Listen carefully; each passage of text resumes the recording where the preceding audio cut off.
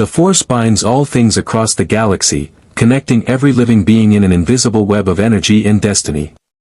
For millennia, Jedi and Sith have wielded this power, believing it to be the ultimate arbiter of strength and fate.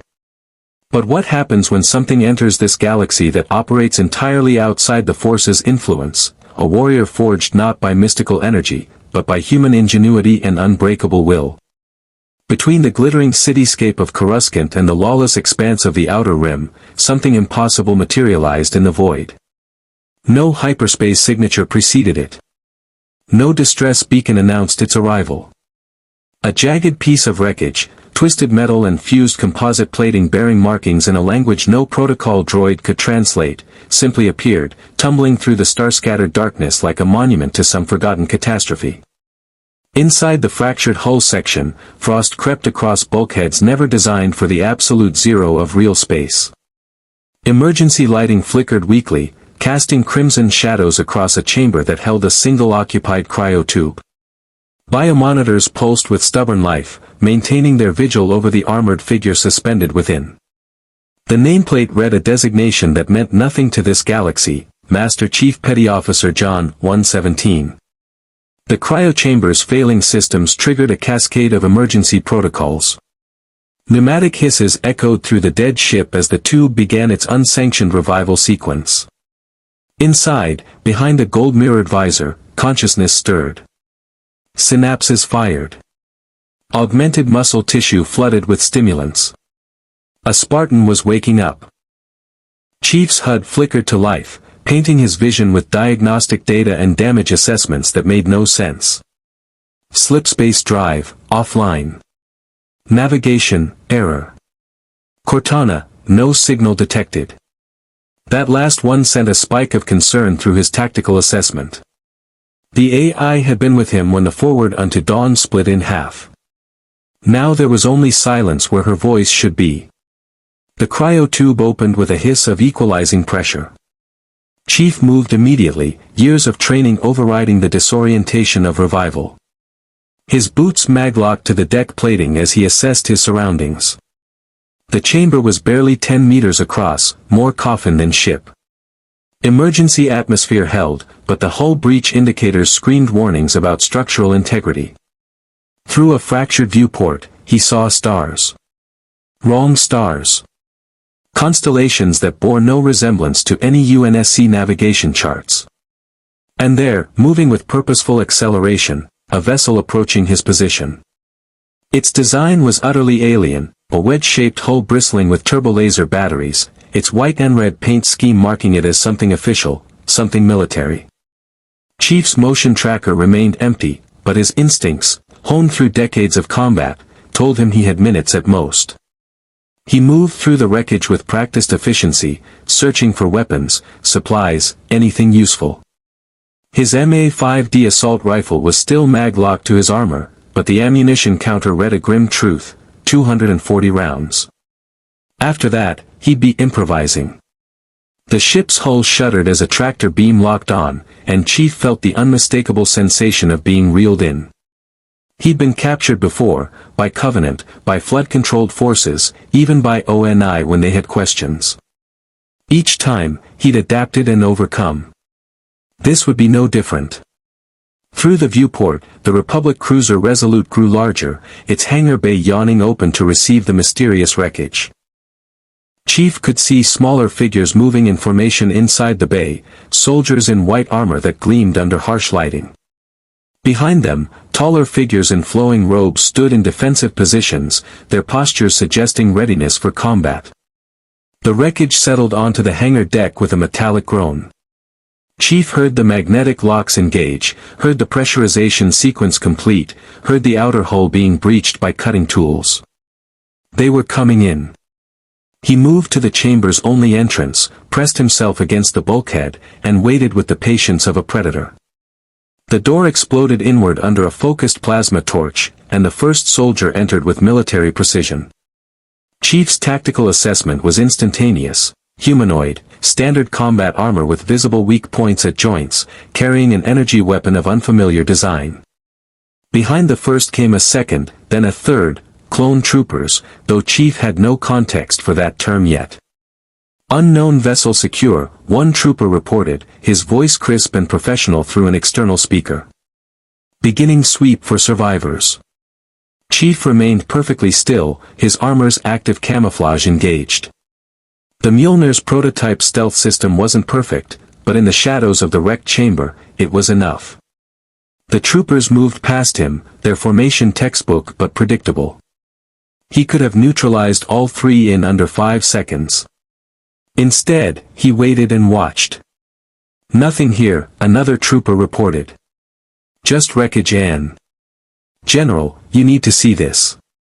One of the robed figures entered, a woman with geometric facial markings and a bearing that suggested command authority. Her hand rested near a cylindrical object at her belt, and her eyes swept the chamber with an intensity that suggested more than visual observation. Chief felt something inexplicable, like a pressure against his thoughts, probing and curious. "There's someone here," she said quietly, her voice carrying absolute certainty. "I can feel, no. Not feel. There's an absence where something should be." Chief made his decision. Remaining hidden served no tactical purpose if they could detect him through means his armor couldn't counter. He disengaged the camouflage and stepped into the light, his boots clanging against the deck plating with authority. Every weapon in the hangar bay swung toward him in perfect synchronization. Chief raised his hands slowly, palms open, the universal gesture of non-aggression, even if his body language screamed capability and danger. The woman's eyes widened slightly, the only crack in her composure. "I am Master Chief Petty Officer John, 117, United Nations Space Command," he stated, his voice flat and professional through the armor's external speakers. "Serial number 117. I require tactical assessment of my current location and status of Allied forces." The woman stepped closer, ignoring the trooper's weapons trained on the armored giant. Her hand moved away from the cylinder at her belt, a gesture of measured trust. "I am Jedi General Shaak Ti of the Grand Army of the Republic. You are aboard the Star Destroyer Resolute, in the Balmorra system. I don't know what a United Nations Space Command is, but you're a long way from any territory I've ever heard of." Chief's HUD parsed her words, correlating them against UNSC databases and finding nothing. No Balmorra. No Republic. No Jedi. The implications were staggering, but his training held firm. First, assess the situation. Second, identify allies and threats. Third, complete the mission, whatever that mission turned out to be. "Understood," Chief replied. "I'm ready to debrief." Shaak Ti studied him for a long moment, and Chief felt that strange pressure again, not threatening, but searching, trying to understand something about him that even she couldn't quite grasp. Finally, she nodded. "Very well, Spartan. Let's find out exactly what brought you to our galaxy." Behind his visor, Chief's expression remained neutral, but his mind was already working through the implications of that single word, galaxy. Not sector. Not system. Galaxy. The Forward Unto Dawn had been drifting for years, possibly decades. Had it somehow crossed into another galaxy entirely? The physics seemed impossible, but then again, he'd seen impossible before. As clone troopers formed an escort around him and Shaak Ti led the way toward the bridge, Chief took in every detail of his surroundings. The architecture was utilitarian but organic in ways UNSC designs never were. The soldiers moved with identical precision, too identical, suggesting either perfect training or something else. And those robed figures, the Jedi, radiated something he couldn't quantify but instinctively recognized as dangerous. He was alone in an unknown galaxy, surrounded by potential hostiles, with limited ammunition and no support.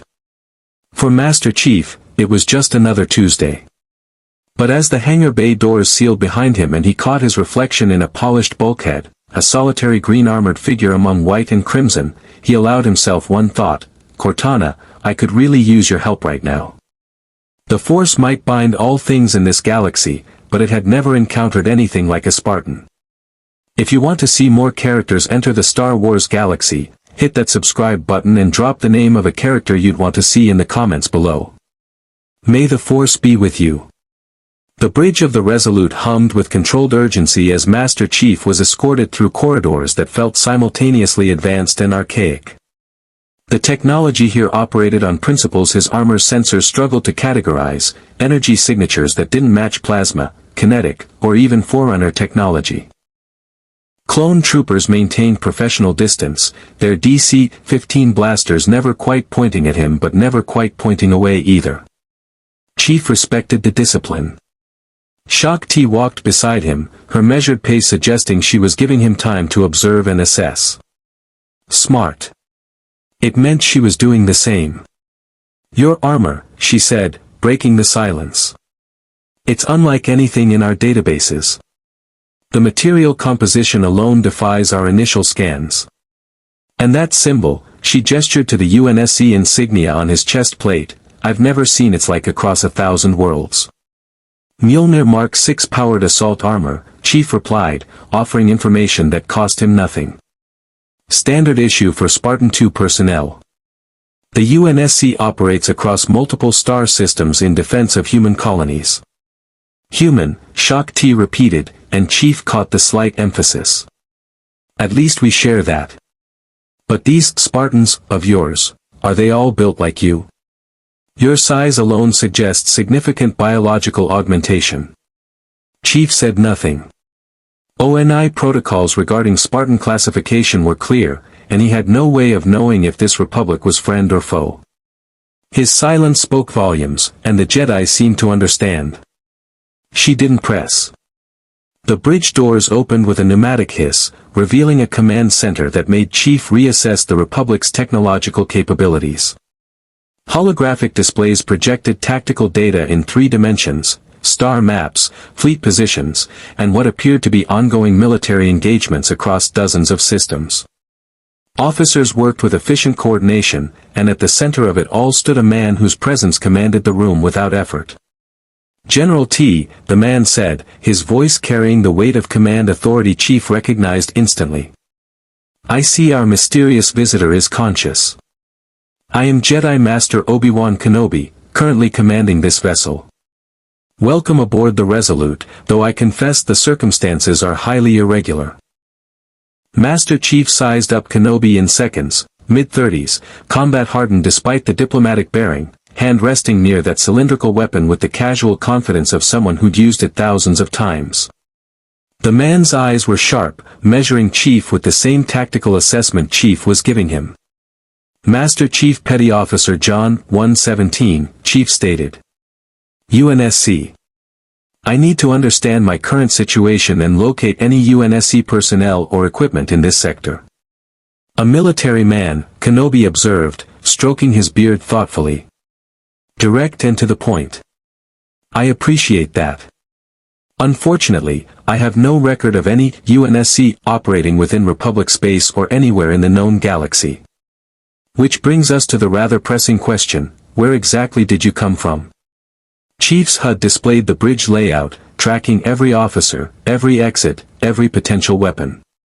23 personnel. For Jedi signatures based on those robes and that peculiar stance. 47 clone troopers stationed at strategic intervals. Escape would be difficult but not impossible. My ship suffered catastrophic damage during an engagement. I entered cryosleep aboard the UNSC Forward Unto Dawn. When I woke, I was here. How long ago was this engagement? Shaak Ti asked, and Chief heard genuine curiosity beneath the tactical questioning. For years, 7 months, Chief replied, though even as he said it, he knew the math didn't add up. The Dawn systems had been failing. Cryosleep without proper maintenance could have kept him under for far longer. Decades, maybe. Long enough for the universe to change around him in ways he couldn't predict. Kenobi exchanged a glance with Shaak Ti, one of those silent communications that spoke of shared concern. We'll need to verify your story, of course. In the meantime, the Republic is currently engaged in a galactic conflict against the Separatist Alliance. We're en route to reinforce our troops on Ryloth, where the situation has become complicated. You're at war, Chief stated. Not a question. For 3 years now, Kenobi confirmed. The Confederacy of Independent Systems seeks to break away from the Republic. What began as political disagreement has escalated into full military conflict. Millions have died. Entire planets have been subjugated. He paused, studying Chief's blank visor. I don't suppose your UNSC has any interest in helping us restore peace to the galaxy. Chief recognized a recruitment pitch when he heard one, no matter how diplomatically phrased. I need more information about your war before I commit to any engagement. Cautious, Shaak Ti observed. Wise, given your circumstances. But I sense something unusual about you, Spartan. The Force flows through all living things, connecting us, binding the galaxy together. Yet when I reach out to you, there's nothing. Not darkness, not light. Simply an absence, as if you exist outside the Force entirely. Chief had no context for what she was describing, but he filed it away as tactically relevant. Some kind of extrasensory perception, possibly psionic in nature. It explained how she detected him in the wreckage despite his active camouflage. I don't understand what you mean by the Force. The statement created a ripple of shock across the bridge. Officers exchanged disbelieving glances. Even Kenobi's diplomatic composure cracked slightly. You've never felt it? Never heard of Jedi or Sith? Never witnessed anyone wielding the Force? No. Kenobi let out a breath, and Chief saw the man's entire tactical assessment shift. Not a spy. Not a separatist agent. Something far more inexplicable, a warrior from a place where the fundamental fabric of their reality simply didn't exist. That, Kenobi said slowly, changes things considerably. Before Chief could respond, proximity alarms shrieked across the bridge. Red emergency lighting bathed the command center as tactical displays erupted with new contacts. General, an officer called out, we're detecting separatist ships dropping out of hyperspace. 3 Providence-class destroyers and, the officer's voice tightened, multiple Munificent-class frigates. They're launching droid fighters. Battle stations, Kenobi commanded instantly, his voice cutting through the controlled chaos. Launch all squadrons. Get me a tactical assessment of their formation. Chief moved to the tactical display without being asked, his Spartan training taking over. The holographic battlefield made perfect sense despite the unfamiliar technology, capital ships, fighter screens, attack vectors. Basic naval combat, just on a scale that dwarfed anything UNSC had fielded. Your lead destroyer is overextending, he observed. Their fighter cover can't protect that angle. They're about to get flanked. Kenobi glanced at him sharply, then at the display, then barked orders that pulled the vulnerable destroyer back. How did you see that so quickly? Tactical analysis. Your formation leaves gaps. The enemy is exploiting them. Shaak Ti stepped closer to the display, her expression thoughtful. Master Kenobi, perhaps our guest could observe from here. If his combat experience is as extensive as his armor suggests, another perspective might prove valuable. Chief caught the subtext. They wanted to see what he could do, assess his capabilities in a live combat scenario without actually putting a weapon in his hands. Smart and cautious. He'd do the same in their position. The battle unfolded across the tactical display like a deadly dance. Republic capital ships, those wedge-shaped destroyers, exchanged brilliant streams of energy fire with separatist vessels that bristled with turbolaser batteries. Starfighters swarmed between the larger ships, their impossible maneuvers defying every physics principle Chief knew. He watched clone pilots die in silent explosions, watched droid fighters press attacks with mechanical precision, watched the mathematics of mutual destruction play out in real time. They're trying to tie up your capital ships while their bombers make a run at your command vessel, Chief analyzed, tracking the movement of several larger fighter craft breaking from the main engagement. Those targets, he pointed at the Y-wing bombers on the display, they're your immediate threat. He's right, an officer confirmed. Calculating torpedo range now. Impact in 40 seconds. Redirect interceptors, Kenobi ordered. Squadrons 3 and 5, break off and engage those bombers. Chief watched the interceptors, sleek vessels marked with Republic insignias, peel away from the main furball and accelerate toward the incoming bomber wave. The tactical exchange was efficient, professional. These clone pilots knew their business. But there were too many bombers and not enough interceptors, and the math was brutally simple. "You're going to lose at least 3 bombers to penetration," Chief stated flatly. "They'll get their torpedoes off." Kenobi's jaw tightened.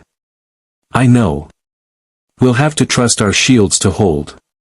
Chief's hands clenched at his sides. He was watching soldiers die while he stood uselessly on a bridge, analyzing instead of acting. Every instinct screamed at him to do something, but he was one man without a ship, without support, without even a clear understanding of which side he should be on. Then the tactical display shifted, and Chief saw something that made his blood run cold with recognition. One of the Separatist destroyers was launching what appeared to be boarding craft, dozens of them, small and fast, making a beeline for the Resolute. "They're coming aboard," Chief said. "We see them," Shock T confirmed. "Battle droids. They'll attempt to breach our hangar or cut through the hull. Our clone troopers will repel them." Chief turned to face Kenobi directly. "I can help with that." The Jedi Master studied him for a long moment. Chief could practically see the calculations running behind those sharp eyes, trust versus risk, capability versus unknown allegiance. Finally, Kenobi nodded. "Very well, Spartan. Consider this your introduction to the Clone Wars. Commander Cody will provide you with an escort to the primary hangar bay. Try not to shoot any of our troops." "Understood." As Chief turned to leave, Shock T called out, "Master Chief, you should know that battle droids are numerous but not particularly intelligent. However, their super battle droid variants are far more durable and dangerous. And if you encounter destroyer droids," she paused. "Run." Chief's response was simple, "I don't run." He left the bridge with a squad of clone troopers falling in around him, their white armor gleaming under the corridor lights. The ship shuddered as turbolaser fire hammered against shields, and distant explosions echoed through the superstructure. Chief checked his MA-5D, 240 rounds left, and felt the familiar calm of pre-combat focus settle over him. He'd been in this galaxy for less than an hour, and he was already going into battle for a government he didn't understand, against an enemy he'd never seen, alongside soldiers who were identical copies of the same man. But a Spartan adapted. A Spartan overcame. And right now, a Spartan was about to introduce the Clone Wars to UNSC combat doctrine. The Force might flow through this galaxy, but today it would learn that some things were more dangerous than destiny. The hangar bay of the Resolute had transformed into a fortress in the 3 minutes it took Chief to arrive. Clone troopers crouched behind hastily erected barricades, their DC-15 blasters trained on the massive atmospheric shield that separated the pressurized bay from the void beyond. Through the translucent blue energy barrier, Chief could see the Separatist boarding craft approaching, ugly, utilitarian transports bristling with weaponry and packed with hostile forces. "Spartan," a voice called out, and Chief turned to see a clone trooper with distinctive orange markings on his armor stepping forward. "Commander Cody, 212th Attack Battalion. General Kenobi said you might be useful in a fight. No offense, but we've got this handled." Chief assessed the defensive position with practiced efficiency. 30 clone troopers, good firing lanes, adequate cover. But the hangar was massive, too much ground to defend with that number. "How many droids per transport?" 50 to 60 B1s, maybe a dozen supers mixed in, Cody replied, his tone professional despite the skepticism. "We hold the choke point, cut them down as they disembark. Standard repelling action. And if they breach simultaneously from multiple points?" Cody's helmet tilted slightly, the body language of someone reconsidering their initial assessment. "Then we adapt. That's what clones do." The first transport slammed through the atmospheric shield with a scream of stressed metal and reversed thrusters. Its boarding ramp dropped before it even fully settled, and the droids came pouring out. Chief's first impression was that someone had designed soldiers specifically to be as cheap and disposable as possible. Thin skeletal frames, comically elongated heads, movement that was efficient but graceless. They clutched blaster rifles and advanced with mechanical precision. "Open fire!" Cody commanded, and the hangar erupted with coordinated volleys. Blue energy bolts lanced across the bay, and droids fell in cascading numbers. Chief watched the clone troopers work, disciplined, synchronized, their fire patterns overlapping to create kill zones with minimal wasted ammunition. Impressive for organic soldiers. But the droids kept coming, and Chief saw what Cody couldn't from his position: 2 more transports approaching from different vectors, preparing to overwhelm the defensive line through sheer numbers. Chief didn't ask permission. He simply moved. His Mjolnir's strength enhancement let him vault the barricade in a single fluid motion, his boots hitting the deck with a thunderous clang that momentarily drew every eye in the hangar. He raised his MA-5D assault rifle and opened fire in controlled 3-round bursts. The 7.62mm armor-piercing rounds punched through B-1 battle droid chassis like tissue paper, the kinetic impact so different from blaster fire that droids simply came apart under the assault. "What the?" one clone trooper began, but the rest was lost in the staccato roar of Chief's rifle.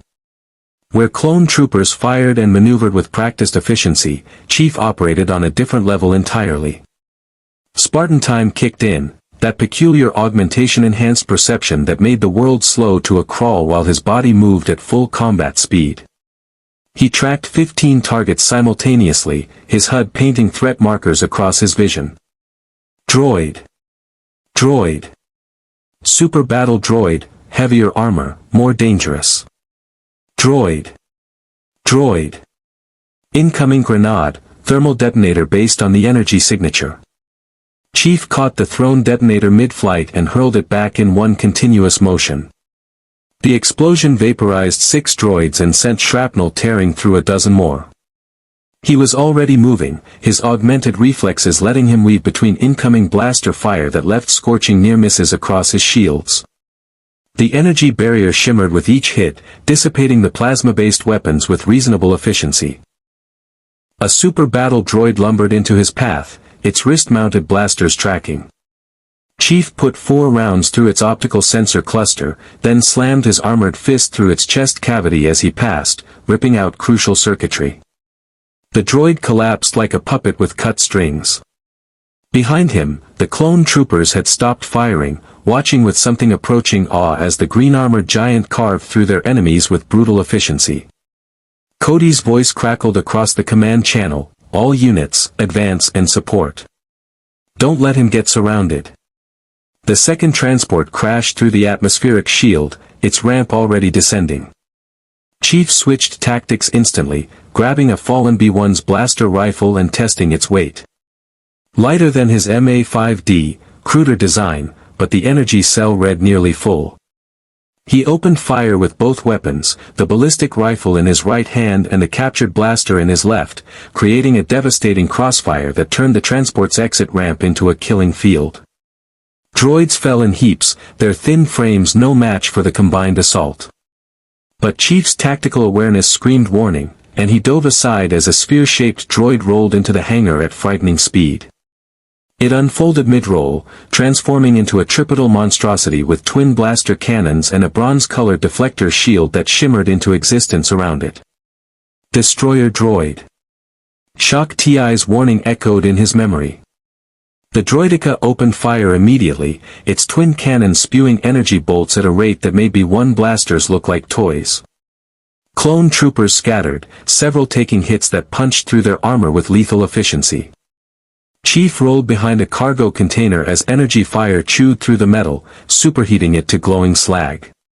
His MA-5D wouldn't penetrate that shield, and the blaster rifle would likely fare no better. Chief's mind raced through options, accessing every combat scenario he trained for. Energy shields had weaknesses: timing, stress thresholds, refresh rates. The Covenant's Jackal shields had taught him that lesson through hard experience. He pulled a fragmentation grenade from his belt, one of only 3 remaining from his personal loadout. Standard UNSC munitions, designed to kill Covenant elites and brutes. The droideca's shield was powerful, but Chief was willing to bet it wasn't designed to handle high-velocity shrapnel from a concussive blast at close range. Cody, Chief transmitted on the clone command frequency his armor had automatically intercepted and decrypted. Suppressing fire on my mark. 3 seconds. Copy that, Cody responded without hesitation, and Chief revised his assessment of the commander. The man adapted fast. Mark. A dozen clone troopers opened fire simultaneously, their concentrated barrage hammering the droideca's shields. The destroyer droid pivoted to face the primary threat, its cannons tracking toward the clone position. Chief was already moving, his Mjolnir's sprint capability propelling him across the hangar deck at speeds that made him blur. He covered 20 meters in under 2 seconds, primed the grenade, and hurled it with Spartan-enhanced strength. The grenade impacted the shield at an angle and, for a crucial millisecond, the electromagnetic barrier tried to repel it, to deflect the kinetic threat. But Chief had calculated the throw for maximum rotational spin, and the grenade's momentum carried it in a spiraling arc that slipped through the shield's deflection angle at the moment of maximum stress from the clone trooper's sustained fire. The explosion was devastating at point-blank range. The droideca's shields collapsed, its bronze plating buckled, and its central processor housing cracked open like an egg. It toppled sideways, sparking and twitching, thoroughly neutralized. Clear, Chief reported, scanning for additional threats. His MA-5DS ammo counter read 183 rounds. He'd burned through 57 rounds in less than 90 seconds of combat. Ammunition discipline was now a primary concern. The hangar had gone eerily quiet. Smoking droid chassis littered the deck in scattered heaps. The clone troopers were standing now, emerging from cover, their helmets turning to track Chief's position. Commander Cody approached slowly, his blaster lowered but his body language radiating a mixture of respect and wariness. That was, Cody paused, searching for words. That was the most aggressively efficient combat performance I've ever witnessed. And I've fought alongside Jedi. Status report, Chief requested, his tone purely professional. Cody snapped back into command mode. 2 wounded, none critical. Droid forces neutralized. But sensors are picking up more transports inbound, they're not giving up on boarding us. He paused. General Kenobi wants you back on the bridge. He said, and I quote, I need to understand what we're dealing with. Chief understood the subtext. The Jedi wanted to assess whether Chief was a strategic asset or a potential threat. Fair enough. Chief wanted the same information about them. Understood. Keep this position secure. Will do, Spartan. Cody hesitated, then added, for what it's worth, you fight like you were born for war. Chief's response was quiet, almost too soft for the armor's external speakers to carry. I was. The walk back to the bridge gave Chief time to process what he'd learned. The Republic's soldiers were competent and brave, their equipment adequate if not exceptional. But they were fighting a war against an enemy that could produce infinite soldiers at industrial scale, droids that felt no fear, required no training, and could be manufactured faster than clones could be grown. It was a losing proposition unless the Republic had significant advantages elsewhere. The Jedi, perhaps. Those Force wielders Shaak-Ti had mentioned. Chief had seen enough impossible things, Forerunner technology, flood metamorphosis, Covenant prophets manipulation, to accept that some form of psychic or extradimensional capability might exist here. Understanding its limits and applications would be crucial to surviving in this galaxy. The bridge doors opened, and Chief immediately noticed the change in atmosphere. The battle was winding down, Separatist forces were retreating, their formation breaking apart as Republic reinforcements arrived via hyperspace. But Obi-Wan Kenobi's expression was troubled, and Shaak-Ti stood with her arms crossed, her alien features creased with concern.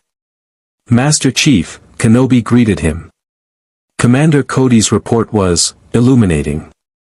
You destroyed a droideka single-handedly. Most Jedi struggle with those. It's just a machine, Chief replied. Machines have weaknesses. Indeed they do. Kenobi gestured to the tactical display, where Chief's performance had been recorded and was now playing back in holographic detail. The problem, Spartan, is that we now have multiple intelligence reports from the Separatist fleet indicating they've transmitted detailed recordings of your combat performance to their command structure. Your unusual armor, your unique weapons, and your remarkable effectiveness have drawn attention. Shaak Ti picked up the thread. Count Dooku leads the Separatist movement. He's a former Jedi who fell to the dark side of the Force, a Sith Lord of considerable power and cunning. If he's seen what you can do, he'll want one of two things, to recruit you or to eliminate you. Chief processed this information with tactical clarity. He'd made himself a target by demonstrating capability. Standard special operations problem. What do you recommend? That depends, Kenobi said carefully, on what you want, Master Chief. You're stranded in our galaxy with no apparent way home. You can fight, that much is clear. But the question is, for whom will you fight?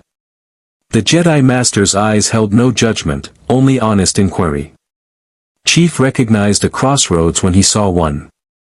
The Republic was offering him purpose, direction, a place in their war. But he'd learned hard lessons about blindly following orders, about governments that used soldiers as tools and discarded them when convenient. ONI had taught him that. The Cole Protocol's brutal pragmatism had reinforced it. I need more information, Chief stated. About your war. About the Separatists. About why you're fighting. A reasonable request, Shaak Ti acknowledged. What would you like to know? Everything. The briefing room aboard the Resolute was a stark contrast to UNSC facilities, organic curves instead of hard angles, holographic interfaces that responded to gesture rather than touch, and a viewing window that displayed the aftermath of battle as Republic recovery teams collected debris and searched for survivors. Chief stood at parade rest, his armor's recorder active, capturing every detail for later analysis. Obi-Wan Kenobi paced before the main holographic projector, his robes swishing with each turn. Shaak Ti sat in meditation posture, her presence calm despite the recent combat. A third Jedi had joined them, a young Togruta woman with blue and white head tails and facial markings that suggested tribal heritage. She studied Chief with open curiosity rather than the measured caution of her elders.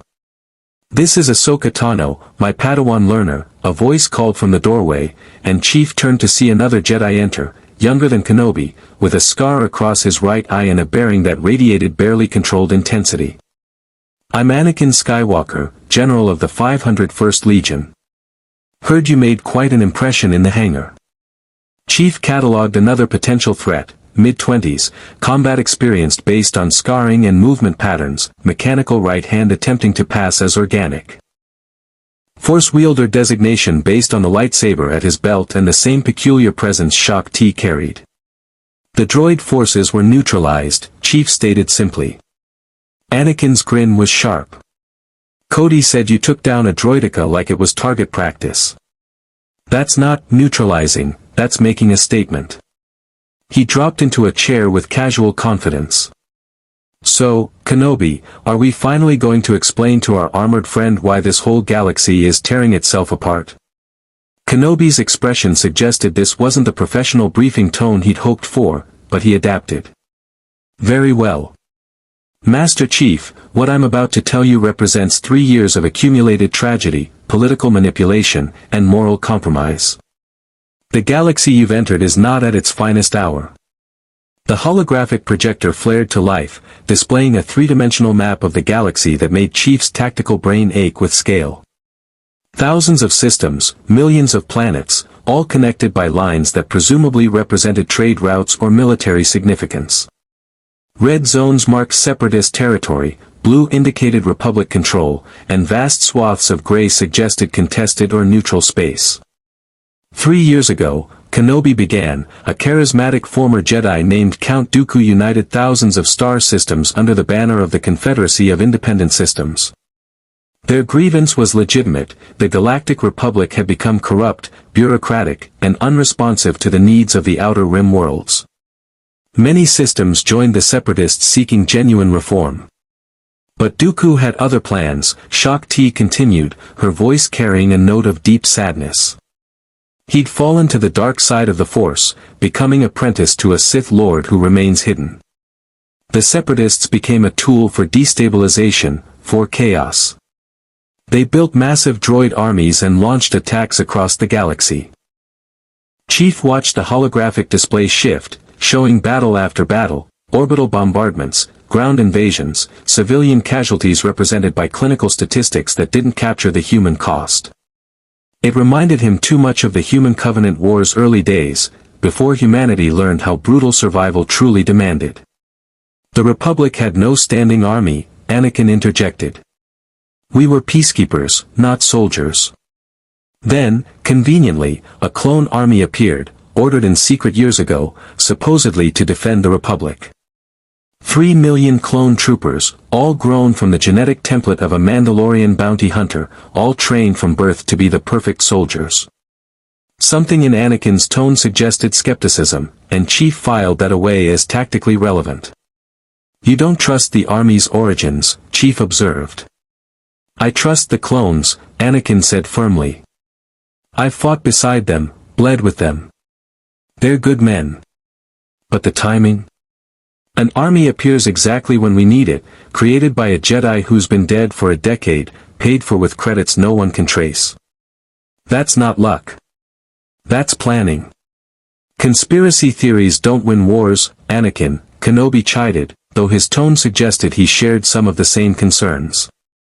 What matters is that we now fight to protect Republic citizens from Separatist aggression. The Jedi serve as generals, leading clone battalions against droid armies. It's a role we never wanted but cannot refuse. Chief understood the trap immediately. You're peacekeepers forced to become warriors. Every battle compromises your principles. Every victory costs you what you're trying to protect. The silence that followed told Chief he'd struck uncomfortably close to truth. Shaak Ti's expression was pained, and even Kenobi's diplomatic facade cracked slightly. Ahsoka looked between her masters, her youth making the moral complexity more visible on her features. The Jedi Council debates this constantly, Shaak Ti admitted. Are we still serving the Force, or have we become weapons of the state? But what choice do we have? If we abandon the war, millions die. If we continue fighting, we risk losing ourselves to the very violence we oppose. Chief had lived that paradox. Every Spartan had. Augmented as children, trained to kill, deployed against human rebels before the Covenant ever arrived. He understood being a weapon that questioned its wielders. What about the Separatists? Are they all extremists, or are some still fighting for legitimate reform? The question clearly surprised them. Anakin leaned forward, interested now. Most Republic citizens think every Separatist is a terrorist or a droid-loving traitor. But you're asking if the picture is more complicated. It always is, Chief said. Kenobi manipulated the holographic display, zooming in on specific systems. Some separatist worlds genuinely believe in their cause, independence from a corrupt central government, the right to self-determination. They're caught between Dooku's warmongering and the Republic's increasingly authoritarian emergency powers. Others joined out of fear or economic pressure. And yes, some are simply opportunists exploiting chaos for profit. The Techno-Union, Banking Clan, Trade Federation, Shaak Ti listed. Corporate entities that bankroll the separatist war machine in exchange for favorable treatment. They don't care about ideology, only credits. Chief absorbed the information, building a tactical picture. So you're fighting a civil war with no clear moral high ground, led by generals who don't want to fight, using an army of clones against disposable droids, while both sides are manipulated by hidden players with their own agendas. When you put it like that, Ahsoka said quietly, it sounds pretty hopeless. Not hopeless, Chief corrected. Complex. Complexity creates opportunities. He turned to face Kenobi directly. You want to know if I'll fight for the Republic. I can't answer that yet. But I can tell you what I won't do. I won't blindly follow orders without understanding the strategic picture. I won't fight for a cause I don't believe in. And I won't be used as a weapon without agency. Anakin laughed, a sharp, appreciative sound. I like him. He's got spine.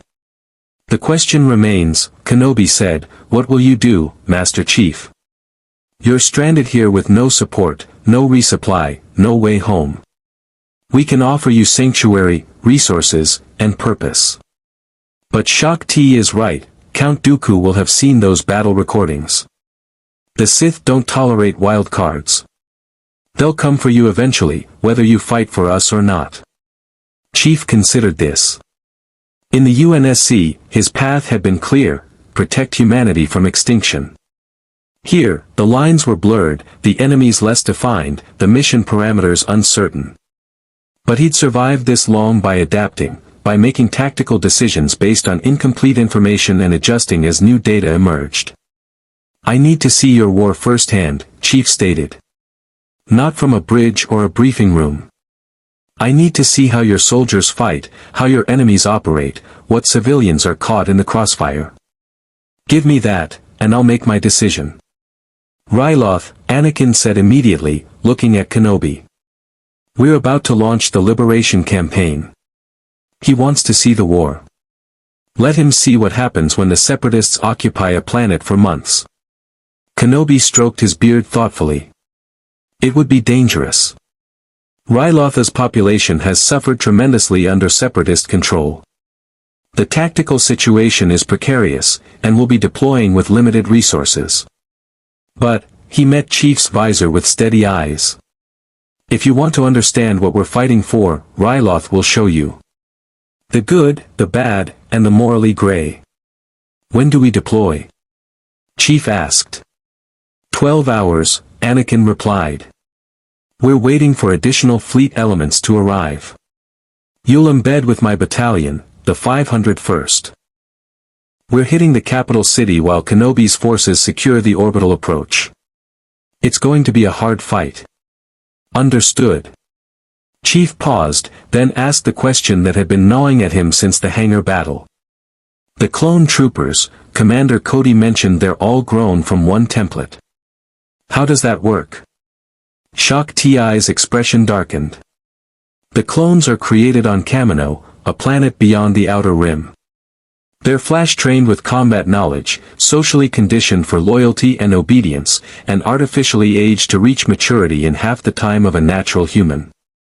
From genetic extraction to battlefield deployment takes roughly 10 years.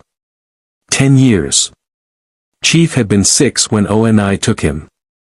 The Spartan 2 program had felt like childhood stolen, years of brutal training and augmentation that killed or crippled half his class. But at least they'd been born naturally, had names before they had numbers, had some semblance of choice, even if that choice was illusory. These clones had none of that. Born in tubes, programmed for war, deployed and discarded. The UNSC would have called it efficient. Chief called it what it was, exploitation. Do they have a choice? Chief asked quietly. The clones. Can they refuse orders? Leave the military? Live their own lives? The uncomfortable silence told him everything he needed to know.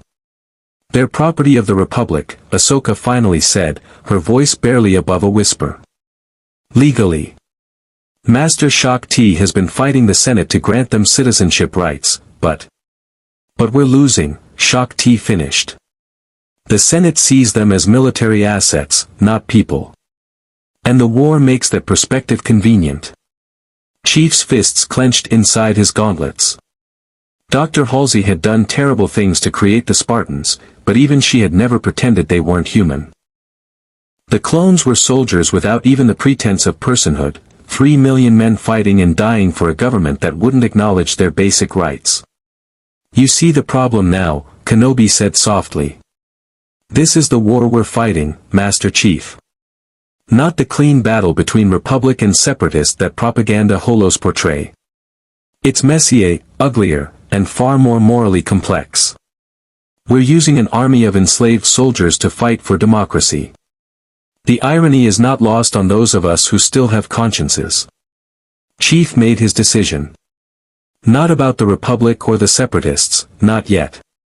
But about something more immediate and personal. When we get to Ryloth, he said, I want to meet the clones. Not as their commander. As their equal. I want to hear what they think about this war they're fighting. Anakin's eyebrows rose. That's not standard procedure.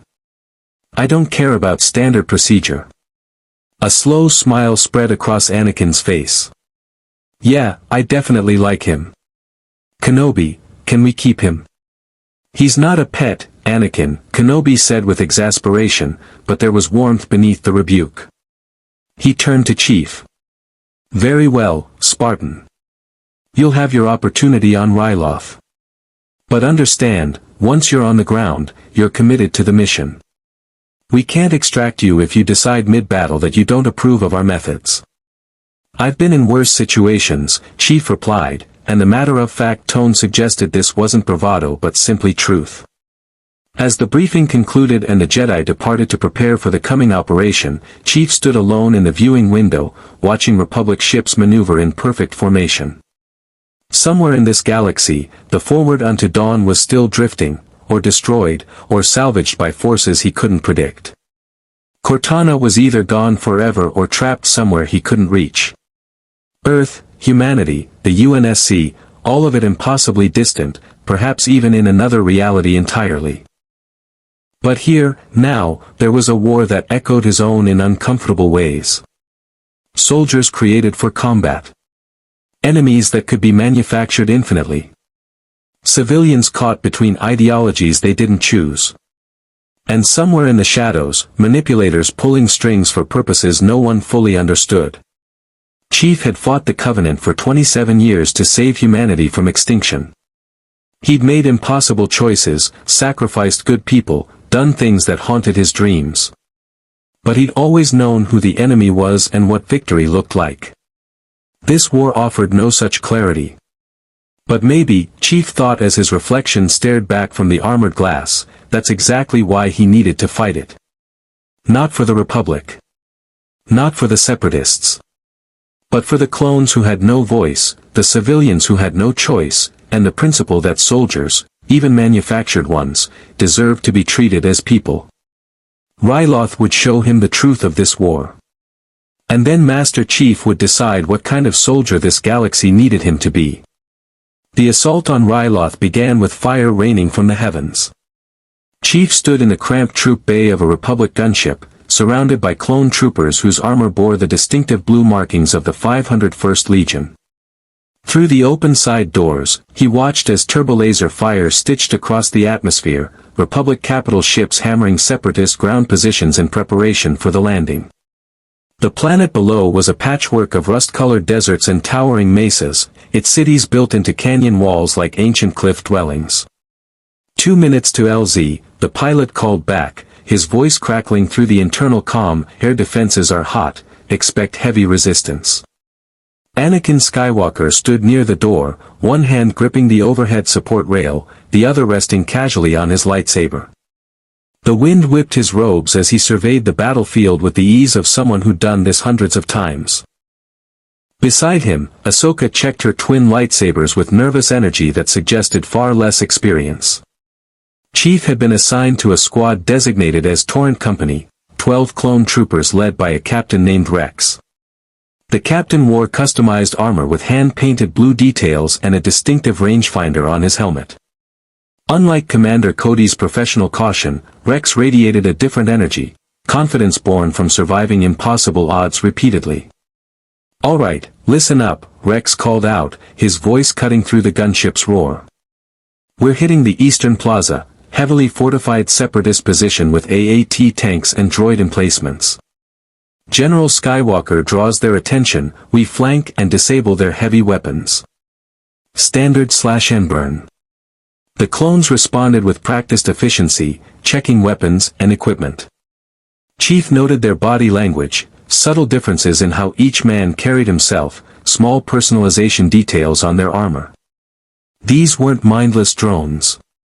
They were individuals trying to assert identity within a system designed to erase it. "Sir," one trooper addressed Chief directly, his armor marked with distinctive jag eyes painted on the helmet. "That rifle you're carrying, is it true it uses solid projectiles instead of energy bolts?"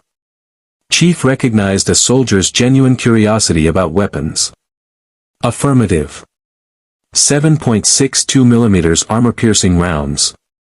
Kinetic kill, not thermal." "Fives," Rex said, a note of warning in his voice. But there was no real heat to it. "Just making conversation, Captain," Fives replied.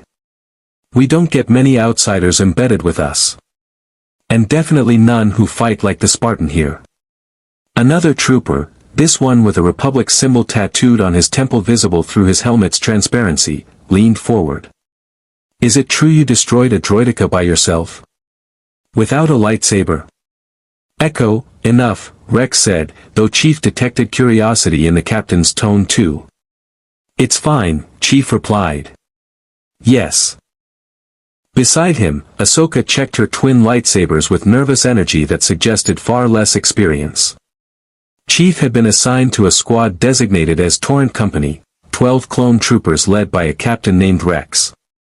The captain wore customized armor with hand-painted blue details and a distinctive rangefinder on his helmet. Unlike Commander Cody's professional caution, Rex radiated a different energy, confidence born from surviving impossible odds repeatedly. "All right, listen up," Rex called out, his voice cutting through the gunship's roar. "We're hitting the Eastern Plaza, heavily fortified separatist position with AAT tanks and droid emplacements. General Skywalker draws their attention, we flank and disable their heavy weapons. Standard/and-burn." The clones responded with practiced efficiency, checking weapons and equipment. Chief noted their body language, subtle differences in how each man carried himself, small personalization details on their armor. These weren't mindless drones. They were individuals trying to assert identity within a system designed to erase it. "Sir," one trooper addressed Chief directly, his armor marked with distinctive jag eyes painted on the helmet. "That rifle you're carrying, is it true it uses solid projectiles instead of energy bolts?" Chief recognized a soldier's genuine curiosity about weapons. "Affirmative. 7.62 mm armor-piercing rounds. Kinetic kill, not thermal." "Fives," Rex said, a note of warning in his voice. But there was no real heat to it. "Just making conversation, Captain," Fives replied. "We don't get many outsiders embedded with us. And definitely none who fight like the Spartan here." Another trooper, this one with a Republic symbol tattooed on his temple visible through his helmet's transparency, leaned forward. "Is it true you destroyed a droideka by yourself? Without a lightsaber?" "Echo, enough," Rex said, though Chief detected curiosity in the captain's tone too. "It's fine," Chief replied. "Yes. Grenades work if you time the throw correctly against the shield refresh rate." The clones exchanged glances, that peculiar silent communication of soldiers who'd fought together so long they'd developed their own language. "Ha," Five said. "We usually just run and let the Jedi handle those. Or die," Echo added matter-of-factly. "That's also an option." Dark humor. Universal soldier language, transcending galaxies and species. Chief understood it perfectly, the coping mechanism of men who faced death regularly and needed to rob it of power through mockery.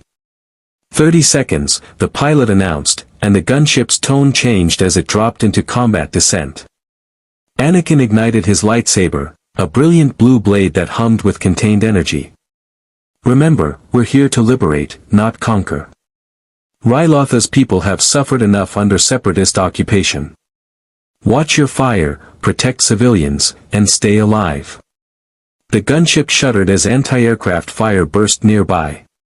Through the doors, Chief saw 3 other gunships in formation. One took a direct hit, its starboard engine exploding in a fireball. The craft spiraled downward, smoke trailing behind it like a funeral shroud. No parachutes. No ejection systems. Just soldiers dying because they've been ordered into a hot LZ. Bird down, Rex reported, his voice flat with the practiced detachment of someone who couldn't afford to feel every loss. Continue mission. The gunship flared hard, its repulsor engines screaming as it arrested descent mere meters from the ground. Go, go, go, the pilot shouted, and the clones poured out with drilled precision. Chief hit the ground in a three-point landing that cracked the stone plaza beneath his boots. His HUD immediately painted tactical overlays, 43 hostile signatures, multiple armored vehicles, defensive positions in the surrounding buildings. The architecture here was distinctly alien, organic curves and spiraling towers that rose from canyon floors, bridges connecting structures across impossible spans. And everywhere, evidence of occupation. Propaganda banners bearing separatist symbols hung from buildings. Civilians, Twi'leks, Chief's database informed him, humanoids with distinctive head tails, watched from boarded windows with the hollow-eyed look of people who'd learned hope was dangerous. Heavy armor, 12 o'clock. Rex called out, and Chief saw them, armored assault tanks, bulbous vehicles with forward-mounted cannons that swiveled toward the landing force. Anakin was already moving, his lightsaber deflecting incoming blaster fire as he sprinted directly at the nearest tank. The audacity was staggering, one man charging armor, but then Skywalker leaped, impossibly high, his blade carving through the tank's cannon mount before he landed on its hull. 3 precise strikes and the tank's top hatch exploded outward, disabled. Show off, Ahsoka muttered, but she was grinning as she deflected fire to cover the advancing clones. Chief took a different approach. While the Jedi drew attention, he flanked wide, his Mjolnir's active camouflage engaged. The prototype stealth system wouldn't last long under sustained observation, but in the chaos of battle, it gave him crucial seconds. He approached the second AAT from its blind spot, planted one of his 2 remaining grenades on its reactor housing, and was 20 meters away before it detonated. The explosion was spectacular, secondary detonations as ammunition cooked off, the tank's repulsor field collapsing and sending it crashing to the ground. Battle droids caught in the blast radius were vaporized or sent flying like broken toys. Scratch 1 tank, Chief reported on the clone command frequency. Good effect on target, Rex acknowledged. All units, push forward. Secure the plaza. The battle devolved into the close-quarters chaos Chief knew intimately. Clone troopers advanced in fire teams, their tactics solid, bounding overwatch, suppressive fire, coordinated movements. Chief fought alongside them, his MA-5D punching through droid chassis with mechanical efficiency. 149 rounds remaining. Ammunition discipline was critical now. A squad of super battle droids emerged from a side street, their heavy blasters tracking toward exposed clone positions. Chief didn't hesitate, he dropped his assault rifle, letting it maglock to his armor, and drew a fallen clone's DC-15 blaster rifle. The weapon felt wrong in his hands, too light and too crude, but he adapted. Controlled bursts, targeting optical sensors and joint mechanisms. 3 supers down before they could acquire proper firing solutions. On your 6. 5 shouted, and Chief spun to see a droideka rolling toward him at speed. He'd used his last grenade on the tank. No time to retrieve his MA-5D. The destroyer droid unfurled, its shield generators already glowing, twin cannons beginning their targeting sequence. Chief's tactical computer ran calculations, no favorable outcome, shield would activate before he could close distance, blaster fire insufficient to penetrate deflectors. Then Rex was beside him, firing a wrist-mounted grappling cable that wrapped around the droideka's legs. Pull, the captain shouted, and both he and Chief hauled on the cable. The droideka's shields protected against energy and projectiles, but not against simple mechanical force. It toppled sideways, shield flickering as gyroscopic stabilizers failed to compensate. Chief was already moving, his armored boot coming down on the droideka's central processor housing with 1,000 pounds of force behind Mjolnir-enhanced strength. Circuitry crunched, sparks flew, and the destroyer droid went dark. Teamwork, Rex said, his tone carrying satisfaction. That's how we survive. The plaza battle lasted 17 minutes by Chief's chronometer. When the last droid fell and the smoke began to clear, 31 clone troopers remained standing from the original 47 who'd landed. 16 dead, their white armor scorched and broken, their bodies already being tagged for recovery by surviving squad mates. Chief watched Rex kneel beside a fallen trooper, the one called Echo, he realized with grim recognition. The captain's hand rested on his brother's chest plate for exactly 3 seconds, a gesture of respect or grief or both. Then Rex stood, his posture rigid with control, and continued with the mission. Secure the perimeter, Rex ordered. Medics, check for wounded. Intel, I want drone surveillance on all approaches. Anakin deactivated his lightsaber, his expression troubled as he surveyed the casualties. Good work, everyone. The plaza is ours. But this is just the beginning, there are 3 more districts to clear before we reach the Capitol building where the Separatist command is entrenched. A sound cut through the tactical chatter, crying, high-pitched and terrified. Chief's motion tracker painted the source, a civilian building, partially collapsed, with life signs trapped inside. 3 signatures, small. Children. Without waiting for orders, Chief moved toward the structure. Behind him, he heard 5 say, "Where's he going?" "To do what's right," Rex replied, and his tone suggested approval. The building had taken a glancing hit from tank fire, its support columns cracked and unstable. Chief's engineering assessment was grim, the structure could collapse completely at any moment. But those life signs were strong, and the crying meant conscious awareness. Injured but alive. He entered through a gap in the rubble, his armor's external lights cutting through the dust-choked darkness. "Anyone in here?" he called out, his external speakers at maximum. "I'm here to help." The crying paused, replaced by frightened whispers in a language his translator couldn't immediately parse. Then a small voice, speaking heavily accented basic, "Please, help us. The roof fell. We cannot move." Chief followed the voice to a collapsed section where 3 Twi'lek children, the oldest maybe 8 standard years, were trapped beneath a fallen beam. Not crushed, mercifully, but pinned. The beam was massive, easily 3 tons of reinforced construction material. For a normal human, moving it would require equipment and time they didn't have. Chief gripped the beam with both hands and lifted.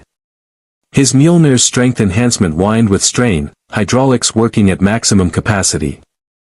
The beam rose centimeter by centimeter, Chief's augmented muscles burning with effort. "Move," he grunted. "Now." The children scrambled out, their small bodies squeezing through the gap. The oldest, a girl with distinctive green skin and head tails marked with cultural tattoos, grabbed her siblings and pulled them to safety. Chief held the beam for 3 more seconds, ensuring they were clear, before releasing it. The beam crashed down with thunderous impact, sending fresh cracked spiderwebbing through the floor. "Come on," Chief said, gesturing toward the exit. "This building won't hold much longer." Outside, Ahsoka was waiting, her expression shifting from concern to relief as the children emerged. She knelt to their level, speaking in their native language with surprising fluency. The children responded, and Chief saw the oldest pointing back at him, her eyes wide with something between fear and awe. "They say you're a protector spirit," Ahsoka translated with a slight smile. "That the Force sent you to save them." Chief said nothing. He'd never been comfortable with gratitude, especially from children. He'd saved them because it was the right thing to do, because soldiers protected those who couldn't protect themselves. It wasn't heroism. It was basic decency. Rex approached, his helmet tilted in that assessing way Chief had learned to recognize. "You know, Spartan, most off-worlders see Twi'leks as slaves or entertainment. Especially out here in the Outer Rim. But you didn't hesitate." "They're civilians," Chief stated. "Non-combatants require protection." "Yeah," Rex said quietly. "They do. It's good to fight beside someone who remembers that." As medics tended to the children and Anakin coordinated with other Republic forces pushing through the city, Chief found himself standing with the clones of Torrent Company. They'd formed a loose perimeter around their dead, waiting for recovery teams. No one spoke, but Chief felt their acceptance, the silent acknowledgement that he'd fought beside them, bled with them, and more importantly, shared their values. Fives approached, removing his helmet to reveal a face identical to every other clone but marked by scars that told his personal story. "Sir, sorry, Spartan. I wanted to say, what you did back there, with the kids. That mattered. Sometimes in this war, we forget what we're actually fighting for. You reminded us." Chief looked at Fives, really looked at him. Same face as Rex, as Echo, as every clone in this company. But different eyes, different voice, different soul. The Republic called them property, but Chief saw what they truly were, men trying to find humanity in a system designed to deny it to them. "You asked me earlier about my rifle," Chief said. "About solid projectiles. Want to know why UNSC still uses ballistic weapons when energy weapons exist?" Fives nodded, curious. "Because sometimes the old ways work better. Sometimes innovation means remembering what was good about the past and building on it, not discarding it for something flashier." Chief paused. "You're fighting in a war you didn't choose, for a government that won't acknowledge your personhood. But you still care about protecting civilians.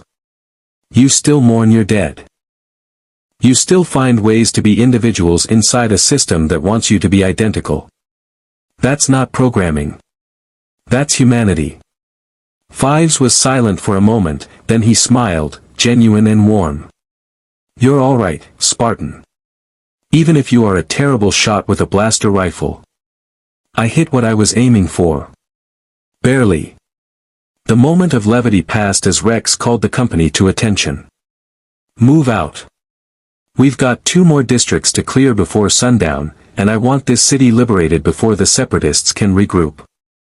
Chief retrieved his MA-5D, checked the ammunition counter, 149 rounds, unchanged since he'd switched to the captured blaster, and fell in with Torrent Company. Ahead, the city sprawled across canyon walls and ancient plateaus, every street a potential ambush, every building a possible strongpoint. But now Chief understood what he was fighting for. Not the Republic's political agenda. Not the Jedi's philosophical debates. But for clones like Rex and Fives who deserved to be treated as people. For civilians like those Twi'lek children who deserved to live without fear.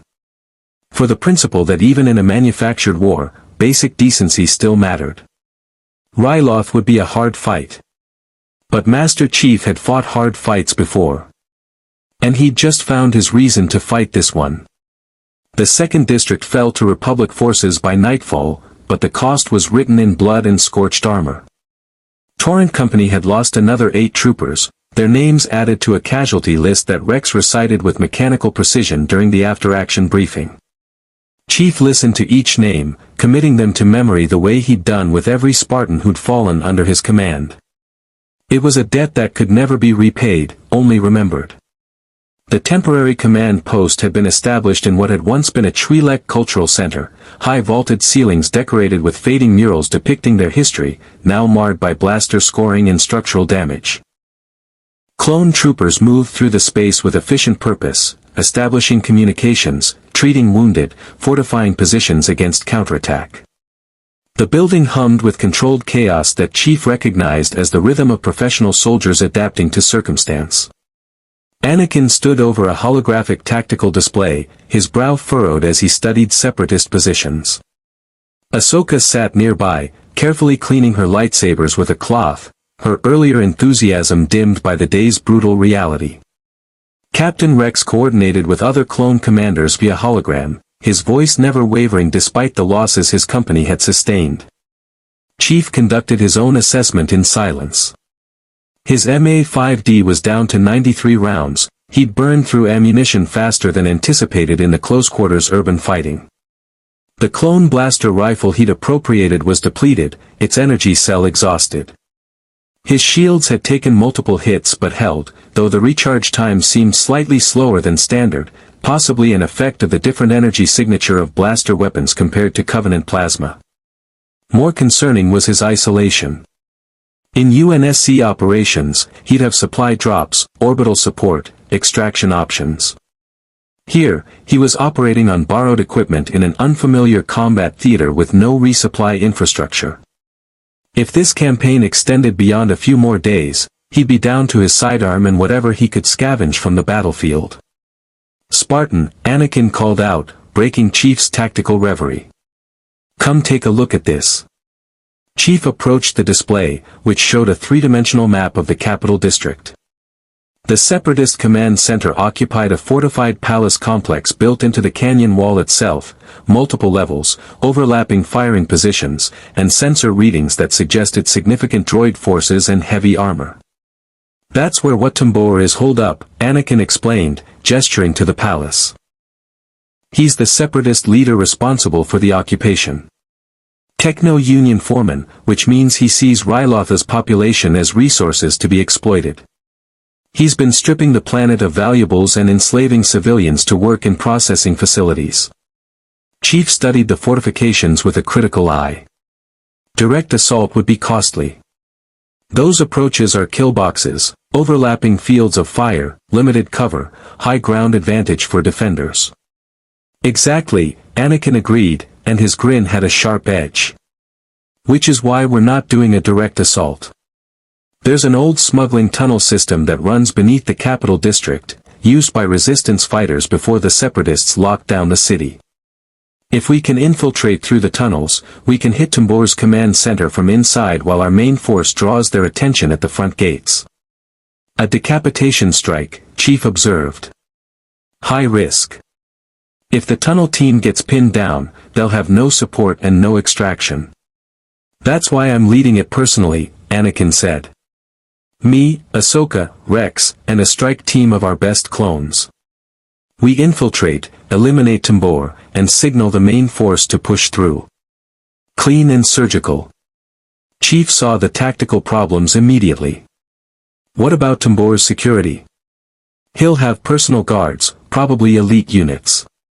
And if he's as valuable as you say, the Separatists won't leave him vulnerable. Commando droids, Rex interjected, walking over to join the conversation. Advanced models, faster, smarter, better armed than standard B-1S, Tambor's security detail is 20 commando droids, plus whatever super battle droids are stationed in the command center itself. Figure 40 to 50 hostiles in close quarters. Against how many on your team? Chief asked. 10, Anakin said. Counting you, if you're willing. The math was brutal. 10 soldiers against 50 enemies in confined spaces with no support and no retreat. Chief had run missions with worse odds, the Pillar of Autumn's defense, the first Halo ring, Delta Halo's containment breach. But those had been operations where he'd understood every variable, every weapon, every ally's capabilities. Here, he was still learning. What makes you think I'm willing? Chief asked, though his tone suggested he already was. Anakin's expression grew serious, the cocky fighter pilot persona falling away to reveal something harder beneath. Because you understand what's at stake. Tambor isn't just a military target, he's personally responsible for the enslavement of thousands of Twi'leks. Every day we delay, more civilians die in his work camps or get shipped off-world to be sold as slaves. This isn't about Republic versus Separatist. This is about stopping a monster who sees people as commodities. Chief thought of those 3 children he'd pulled from the rubble. Of the hollow-eyed civilians watching from windows. Of the Twi'lek resistance fighters who tried to stand against an occupying army and been crushed for their courage. I'm in. Good, Rex said, and Chief heard approval in the captain's voice. Because we could use someone who can punch through a wall when the door's locked. The briefing continued for another hour, Rex and Anakin refining the infiltration plan while Ahsoka coordinated with the Twi'lek resistance cell that would guide them through the tunnel system. Chief listened and learned, building a mental map of the operation's phases, failure points, and contingencies. What struck him most was the trust dynamics. Anakin deferred to Rex's tactical expertise in ways Chief hadn't seen Jedi do with clone officers. Rex challenged Anakin's more aggressive ideas with frank assessments of risk versus reward. And both treated the clone troopers under their command not as expendable assets but as valued team members whose lives mattered. It reminded Chief of his relationship with Avery Johnson, mutual respect built on shared combat experience and recognition of each other's competence.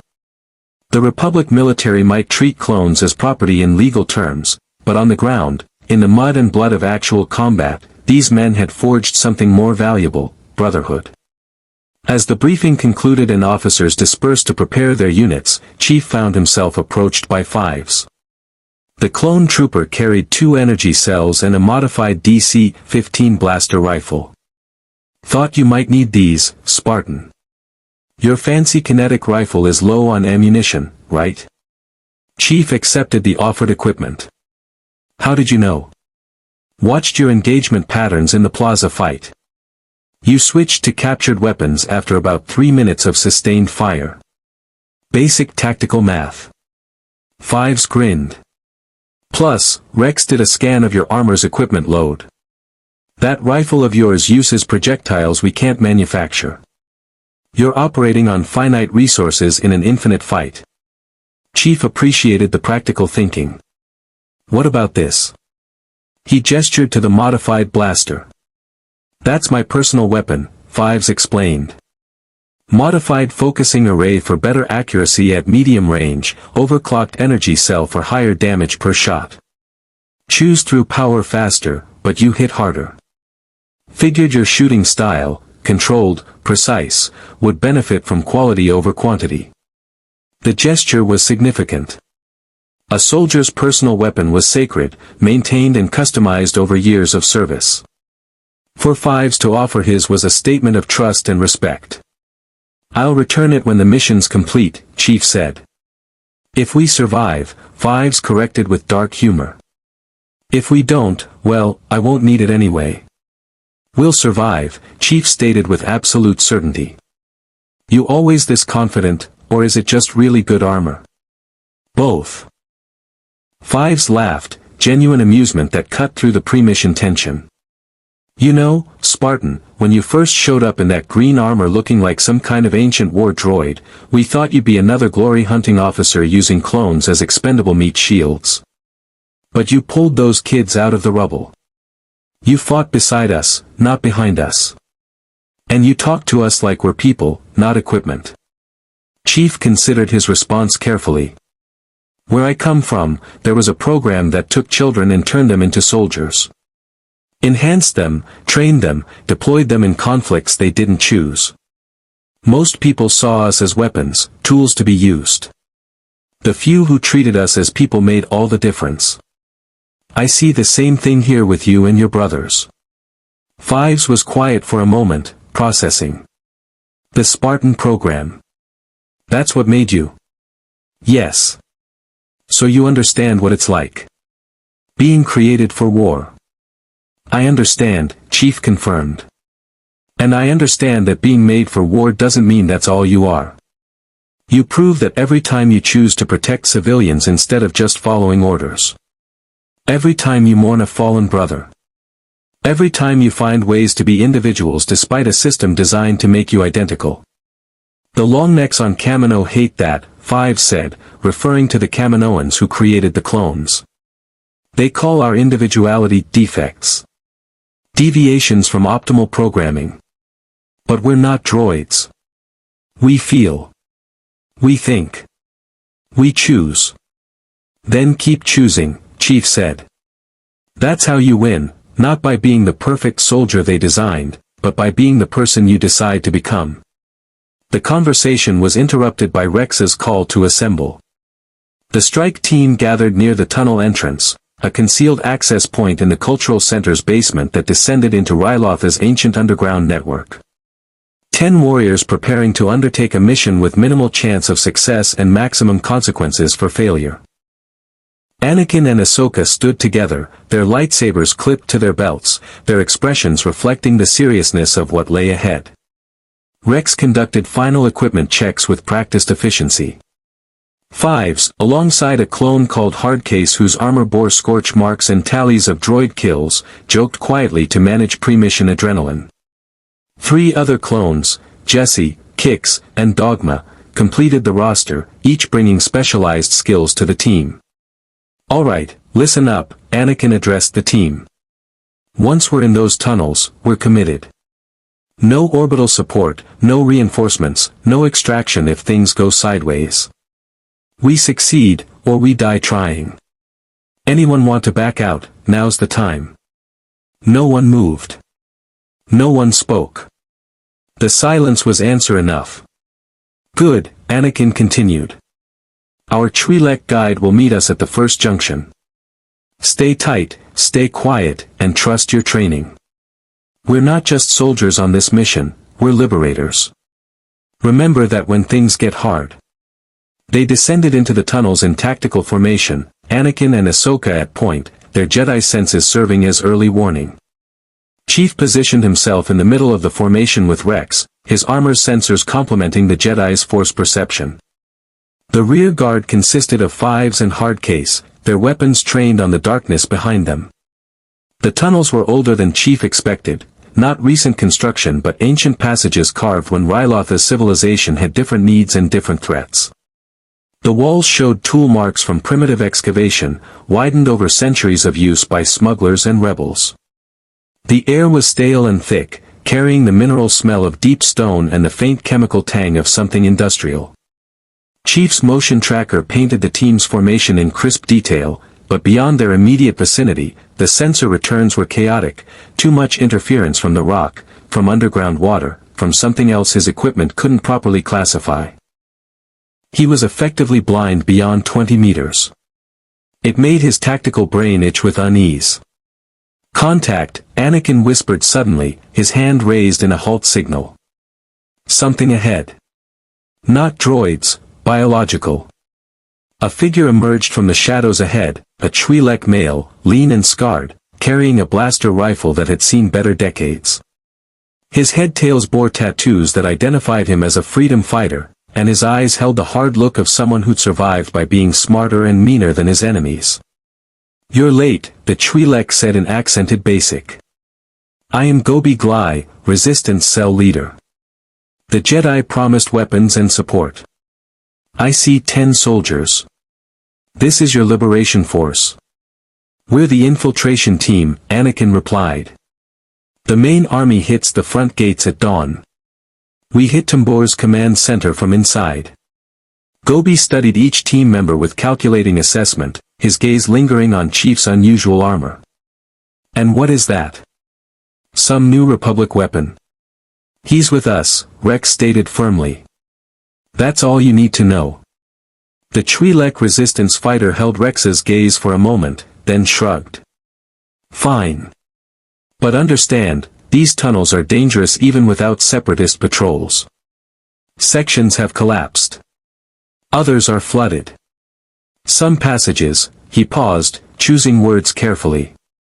"Some passages are avoided by my people for good reason.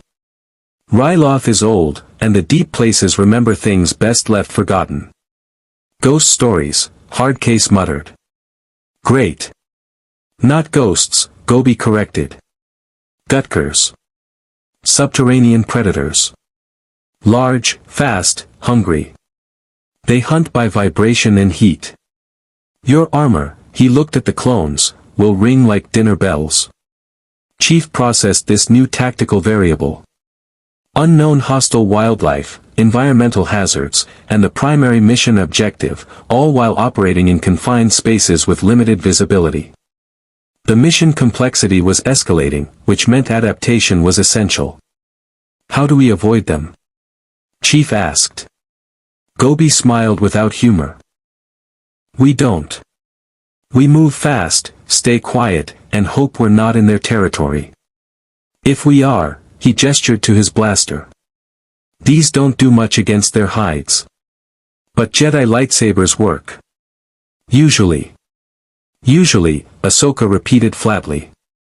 "Welcome to Ryloth," Gobi said, and began leading them deeper into the darkness. The tunnels descended, twisted, branched into mazes that would have been impossible to navigate without Gobi's knowledge. Chief marked waypoints in his HUD, building a mental map, but he knew extraction through these passages would be nearly impossible under enemy pursuit. This was a one-way mission: succeed and find another exit, or die in the deep dark beneath an occupied city. 30 minutes into the infiltration, Chief's motion tracker flared with proximity warnings. Multiple contacts, moving fast, converging from side passages. Contact, multiple hostiles, all vectors, he called out. The Gutkers erupted from the darkness like nightmares given flesh, massive arthropod creatures with armored carapaces and mandibles that could shear through metal. They were fast, terrifyingly fast, their many legs propelling them across walls and ceiling with equal ease. And they were hungry. The tunnel exploded into chaos as warriors faced predators in the confined hell of Ryloth's underbelly. The first Gutker's mandibles closed on empty air where Anakin had been standing a millisecond before. The Jedi's blue lightsaber carved through one of the creature's legs in a brilliant arc, ichor spraying in viscous streams. The Gutker shrieked, a sound that vibrated through Chief's armor and made his teeth ache, and pivoted with impossible speed to strike again. Chief's tactical assessment was instantaneous: 8 contacts, each roughly the size of a warthog, armored carapaces that scattered blaster fire, mandibles capable of crushing clone armor, movement patterns suggesting pack hunter intelligence. The tunnel's confined space worked against them, limited room to maneuver, no cover, nowhere to retreat. He opened fire with 5's modified blaster, targeting the joints where armor segments met flesh. The overcharged bolts punched through, and one Gutker stumbled as its leg collapsed. Not a kill, but it bought seconds. Aim for the joints. Chief called out. Carapace is too thick. Rex and his men responded with disciplined fire, years of training overriding natural terror. Controlled bursts, tactical positioning, covering each other's reloads. But the Gutkers adapted, their bodies rippling as they scattered across ceiling and walls, attacking from angles that defied conventional defensive formations. Ahsoka moved with fluid grace, her twin lightsabers weaving patterns of light that intercepted mandibles and severed grasping legs. But she was young, less experienced than Anakin, and a Gutker caught her off guard. Its bulk slammed into her, crushing her against the tunnel wall. She gasped, the impact driving air from her lungs. Chief was already moving. His Mjolnir-enhanced sprint covered 5 meters in under a second. He grabbed the Gutker's carapace with both hands, his HUD screaming warnings about structural stress, and physically hurled the creature away from Ahsoka. It weighed easily 600 kilos, but Spartan augmentation and powered armor turned Chief into a living weapon. The Gutker crashed into the opposite wall with bone-breaking force. Thanks, Ahsoka wheezed, regaining her feet and her lightsabers in one smooth motion. Stay mobile, Chief advised, then turned to face the next threat. A Gutker had isolated Dogma, the young clone trooper backpedaling as mandibles snapped inches from his helmet. Chief couldn't get an angle for a clean shot without risking hitting Dogma. He made a split-second decision, holstered the blaster, and drew his combat knife, a massive blade designed to penetrate Covenant energy shields and elite combat harnesses. He closed the distance in 3 strides, timing his approach to the Gutker's attack rhythm. As it lunged at Dogma, Chief drove the knife into the joint between its head and thorax, angling upward toward what he hoped was its brain or primary nerve cluster. The blade bit deep, Chief's strength forcing it through resistant tissue and chitinous interior structure. The Gutker convulsed, its death throes violent enough to throw Chief backward. He hit the tunnel floor, rolled, came up with the blaster reacquired. His shields had dropped to 60% from multiple impacts.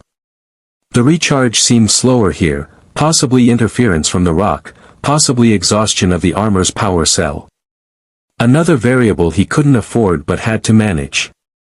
Fall back to the junction. Gobi shouted from somewhere ahead. The passage narrows, we can bottleneck them.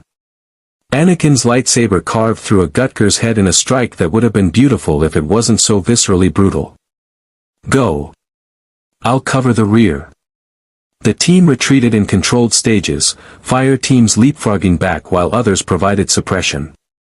Professional, disciplined, exactly the kind of tactical withdrawal that kept soldiers alive.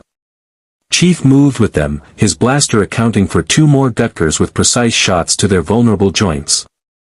The narrow junction was defensible, only wide enough for 1 Gutker at a time, with good firing lanes. The team collapsed into the bottleneck, weapons trained on the tunnel they just abandoned. For a moment, there was only heavy breathing and the drip of water from unseen sources. Then the Gutkers came again, driven by hunger or territory or whatever alien imperative motivated them. But now the tactical situation favored the defenders. Concentrated fire from multiple angles, the Jedi able to engage at the choke point without being flanked. The creatures died in heaps, their bodies creating an obstacle that slowed their brethren. When the last Gutker retreated into the darkness, Chief's motion tracker counted 5 contacts withdrawing. 3 dead, 5 fleeing. Acceptable casualties for an ambush predator that had just learned its prey could bite back. Head count, Rex ordered, his voice steady despite the adrenaline that had to be flooding his system. The team called off one by one. Everyone accounted for. Kix, the medic, moved through the group checking for injuries. Ahsoka had bruised ribs but nothing broken. Hardcase had taken a glancing blow that dented his shoulder armor but hadn't penetrated. Everyone else was mobile and combat effective. "We're 2 hours from Tambor's palace," Gobi said, checking a handheld navigation device. "But we need to move through the industrial sector, old processing facilities the Separatists converted for their own use. There will be droid patrols." "From wildlife to droids," Fives muttered. "This mission just keeps getting better." They moved on, deeper into Ryloth's underground labyrinth. The tunnels changed character as they entered areas touched by Separatist occupation, industrial lighting harsh and artificial, power cables snaking along walls, the distant hum of machinery that spoke of exploitation and extraction. Chief saw evidence of the occupation's brutality, discarded tools bearing bloodstains, makeshift sleeping areas where workers had collapsed from exhaustion, propaganda posters promising order through obedience. The first droid patrol appeared as they crossed a large chamber that had once been a processing facility. 10B-1 battle droids conducting a routine sweep, their movements perfunctory and predictable. Standard security protocol, designed to catch civilian resistance fighters, not elite military units. Anakin made a slashing gesture, silent takedown. The team spread out, using the chamber's machinery as cover. Chief moved to an elevated position, his angle providing overwatch on the entire patrol route. He switched his blaster to single shot, conserving energy while maintaining lethality. The takedown was surgical. Rex and Jesse dropped 2 droids with synchronized headshots. Fives and Hardcase eliminated another pair. Anakin used the Force to crush 3 droids simultaneously, their chassis imploding with sharp metallic shrieks. Chief accounted for the final 2, his shots precise and economical. 10 seconds from first shot to last. 10 droids neutralized before they could transmit a warning. "Clear," Rex confirmed after sweeping the chamber. "But they'll miss this patrol eventually. We've got maybe 30 minutes before they realize something's wrong. Then we double time it," Anakin decided. "Gobi, fastest route to the palace complex, consequences be damned." The Twi'lek nodded grimly and led them into passages that grew progressively more finished, more civilized. These were the old smuggling routes that connected the palace to the city's underbelly. Ryloth's elite had always maintained secret ways to move goods and people beyond official scrutiny. Now those same passages would serve as invasion routes. They emerged in a sub-basement beneath the palace complex. The architecture here was grand. Even in the utility spaces, there was artistry. Carved stone columns, mosaic floors depicting Twi'lek history, vaulted ceilings that made Chief's tactical brain scream about the vulnerability of such open spaces. Beautiful but defensible nightmare territory. "Tambor's command center is 3 levels up," Gobi whispered. "But there's a problem. The central lift is guarded by commando droids, And the stairwells have automated defenses, automated turrets, ray shields, the works. The Separatists aren't stupid. They know these tunnels exist. Chief studied the layout via his HUD, correlating Gobi's description with sensor data. What about ventilation shafts? Power conduits? Service access? Too small for most of us, Rex said. Even if we could fit, they'd hear us coming. Not all of us, Ahsoka interjected, looking at Chief with sudden calculation. Your armor, it's sealed, right? Full environmental protection. Affirmative, Chief confirmed, seeing where she was going. The old cooling system, Gobi said slowly, catching on. It's a vertical shaft that runs from the sub-basement directly to the command level. The Separatists sealed it, but they didn't destroy it. It's filled with coolant gas now, toxic to organics, but, he looked at Chief's sealed armor. Maybe not to you. Chief ran the calculations. Vertical climb through toxic atmosphere, emerging directly into enemy-held command center, no backup, no extraction if it went wrong. Every tactical bone in his body screamed that this was insane. But it was also exactly the kind of infiltration that Spartans excelled at. I'll do it, Chief stated. Get me to the shaft. Once I'm in Tambor's command center, I'll disable their communications and open the main access for your team to push through. That's a suicide run, Rex said flatly. You'll be alone against commando droids and whatever other security Tambor has. We're talking odds of. I've operated behind enemy lines against worse odds, Chief interrupted. His tone wasn't boastful, just matter of fact. Get your team in position to assault the main entrance. When you hear the explosion, that's your signal to move. Anakin studied Chief with an intensity that felt like physical pressure. The Force, Chief realized, the Jedi trying to gauge his chances of success through that mystical perception. Finally, Anakin nodded. All right, Spartan. But you're not going in completely blind. Ahsoka, give him your comlink.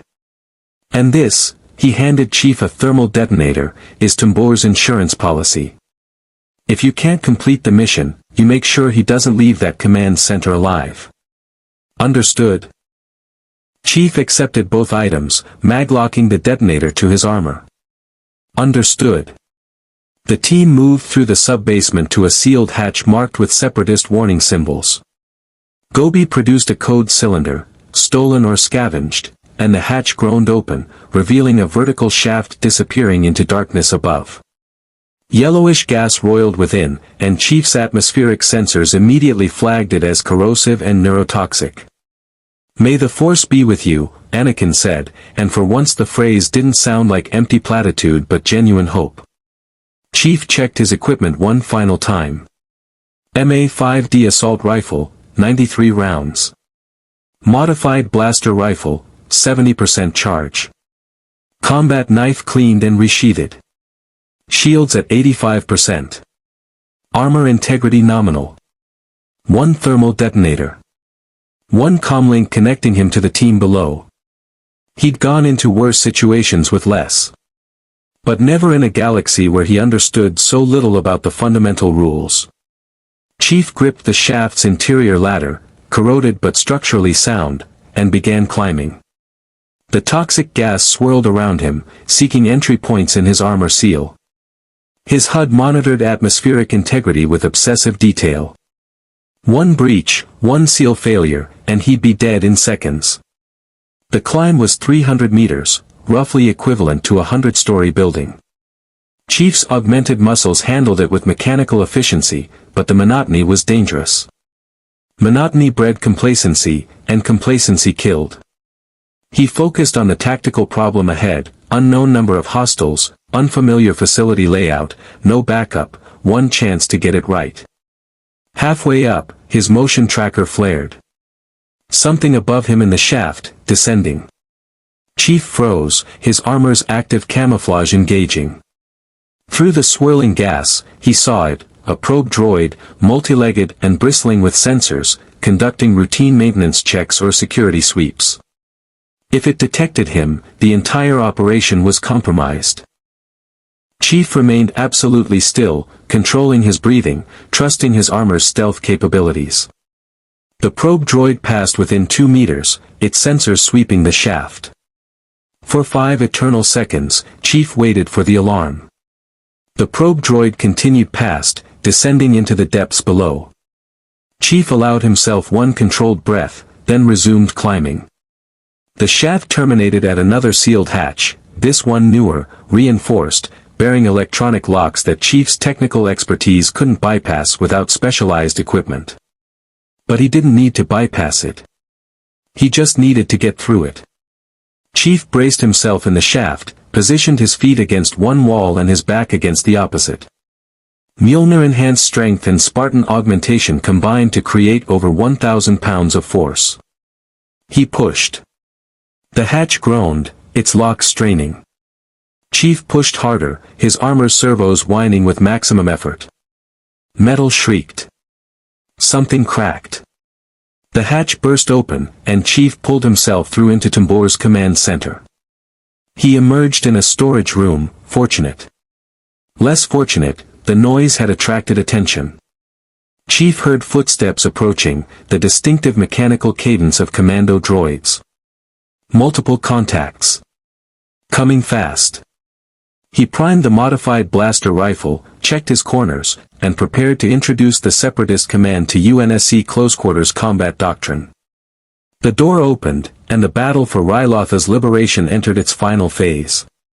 The first commando droid through the door was faster than anything Chief had encountered in this galaxy.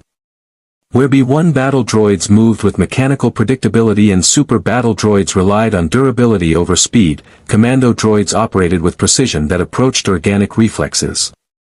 Its photoreceptors locked onto Chief the instant the door opened, blaster pistol already tracking. Chief fired first. The overcharged bolt caught the droid in its optical sensor cluster, and it stumbled backward into its companion. Chief didn't wait. He surged forward, using the modified blaster in his left hand while his right delivered a palm strike that caved in the second droid's chest cavity. Sparks erupted, circuitry exposed, and the commando collapsed. 3 more emerged from the corridor beyond. Chief grabbed the damaged door and ripped it free from its track with a shriek of tearing metal. He hurled it at the approaching droids like a massive discus. 2 went down under the impact. The third dodged with mechanical agility and opened fire. Chief's shields flared as blaster bolts hammered into him. The recharge was definitely slower now, down to 40% after just 3 hits. He couldn't trade fire indefinitely. He had to move, to close distance, to turn this into the kind of close-quarters chaos where Mjolnir armor's advantages neutralized the droid's superior numbers. He charged. The commando droid's programming struggled to adapt. Most enemies sought cover, not aggressive frontal assault. Chief closed the gap in 2 strides, batting aside the droid's blaster with one armored forearm while driving his combat knife through its torso with the other. The blade punched through the droid's power core, and it collapsed mid-motion, actuators seizing. Chief was in the corridor now, his motion tracker painting 8 more contacts converging on his position. The palace's security system had registered the breach. Time was no longer his ally. "Rex, I'm in," Chief transmitted on the comlink. "Heavy resistance. Estimate 2 minutes before I can reach the communications hub." "Copy that," Rex's voice crackled back. "We're in position at the main entrance. Make it fast, Spartan, this whole place is waking up." Chief moved through the palace complex with brutal efficiency. Commando droids appeared at intersections, in doorways, from concealed alcoves. Each engagement was seconds of lethal violence, controlled blaster fire, physical combat when ammunition conservation demanded it, constant movement to prevent being pinned down. His shield cycled down to 30%, then 20%, the recharge barely keeping pace with incoming damage. The palace architecture worked against the droids. Its organic curves and decorative elements created blind spots, limited firing lanes, spaces where Chief's size and strength became advantages rather than liabilities.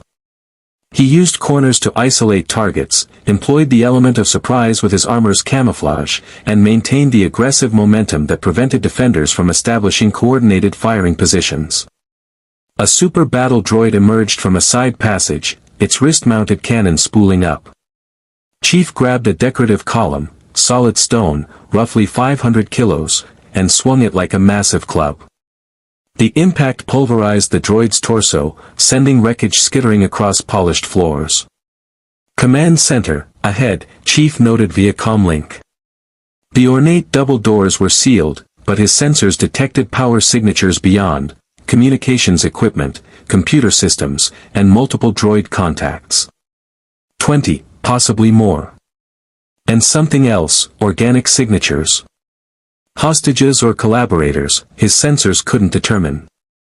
Chief didn't have time for subtlety. He placed his last thermal detonator against the door's locking mechanism, set a 3-second timer, and took cover around the corner. The explosion was precise and devastating, vaporizing the locks and blowing the doors inward. Chief moved before the smoke cleared, his blaster raised, his tactical computer processing the room in microseconds. Command Center confirmed. Holographic displays showing separatist force deployments. Communications arrays linked to the orbital blockade. And there, in the center of the chaos, was Tambor, the Techno-Union foreman. He was surrounded by 6 commando droids in defensive formation, and behind him, a group of Twi'lek civilians in chains, forced to operate the communications systems under threat of death. Intruder. Tambor's vocabulated distorted voice screeched. Kill it. The commando droids opened fire with coordinated precision. Chief dove behind a computer console as the space erupted with blaster fire. His shields dropped to 15%. He blind fired around the console, forcing the droids to adjust their positions, buying him seconds to assess. Hostages complicated everything. UNSC rules of engagement were clear, civilian safety took priority over mission objectives. But if Chief didn't disable the communications array, Tambor could call for reinforcements, and the entire liberation would fail. Thousands more would die or be enslaved. The tactical calculus was brutal, but Chief had learned to make impossible choices on Reach, on Halo, in 100 battles where perfect solutions didn't exist. He had to trust his team to execute their part while he executed his. Chief pulled his MA-5D assault rifle, 93 rounds left. He switched to armor-piercing ammunition load, knowing the ballistic rounds would penetrate the commando droid's chassis more effectively than energy weapons. He couldn't afford a prolonged firefight. This had to be fast, precise, overwhelming. He triggered his armor's active camouflage and sprinted left, circling the room's perimeter. The commandos tracked his last position, firing at the console he'd abandoned. Chief opened fire from their flank, 3-round bursts, each sequence targeting a different droid. Head, center mass, power core. The 7.62mm rounds punched through with kinetic force the droid's shields weren't designed to handle. 3 commandos down in 4 seconds. 57 rounds remaining. The other 3 pivoted with mechanical speed, but Chief was already moving again, his Spartan time perception making their reaction seem sluggish.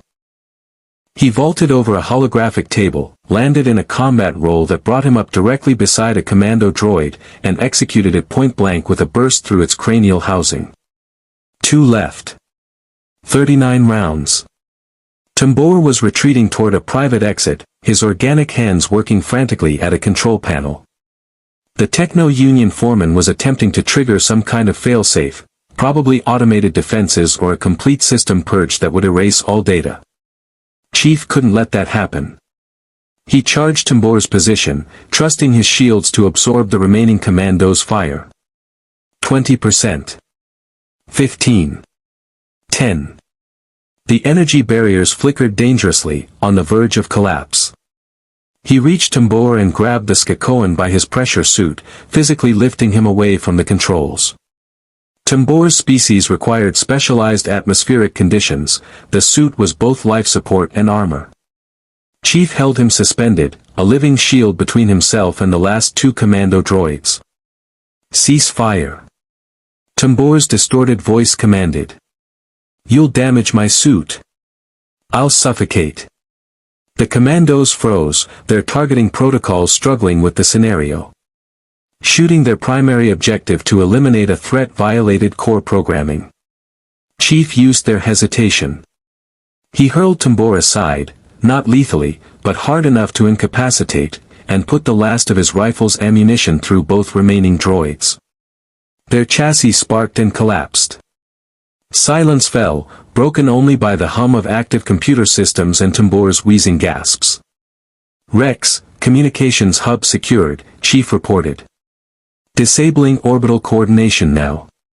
He approached the main console where the Twi'lek civilians cowered. Up close, Chief saw their condition, malnourished, brutalized, terrified.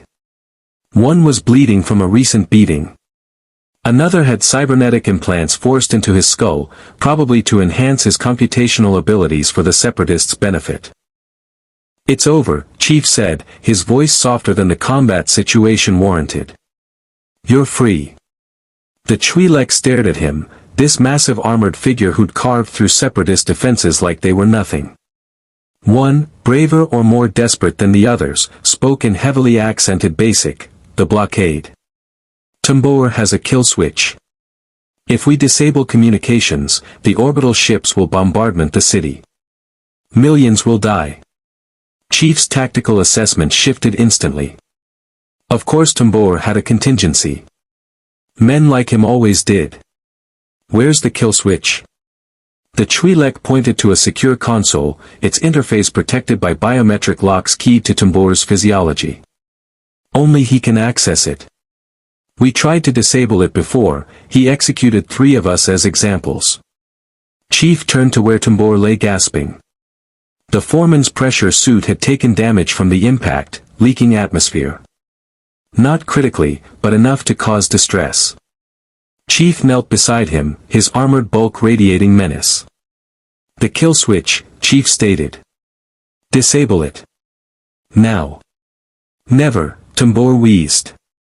If I die, everyone dies. The Techno-Union doesn't accept failure.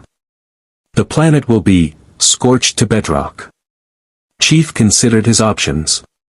Torture was off the table, UNSC regulations and his own principles forbade it. Threats were useless against someone already dying. But leverage was always available if you looked hard enough. Your pressure suit is damaged, Chief observed clinically. You have maybe 10 minutes before the leak becomes critical. But I can repair it. I have the technical expertise. Disable the kill switch, and I ensure you survive to stand trial. Tambor's photoreceptors flickered. Calculating. Assessing. The Skakoan was evil, but he was also rational. Death served no purpose. Survival, even in a Republic prison, was preferable to oblivion. You guarantee trial? Tambor gasped. You have my word. A long moment passed. Then Tambor gestured weakly toward the console. Access, code, 77 Alpha 9er, my biometrics, right hand. Chief worked quickly, manipulating controls his training had taught him to understand even in alien contexts. Technology followed universal principles, power, processing, input, output.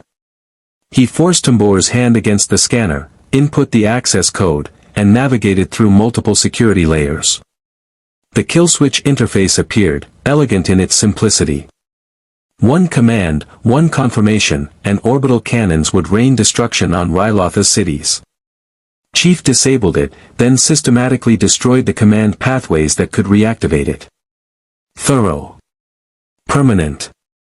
It's done, Chief reported via comlink. Rex, you're clear to push through. No orbital bombardment risk. Copy that.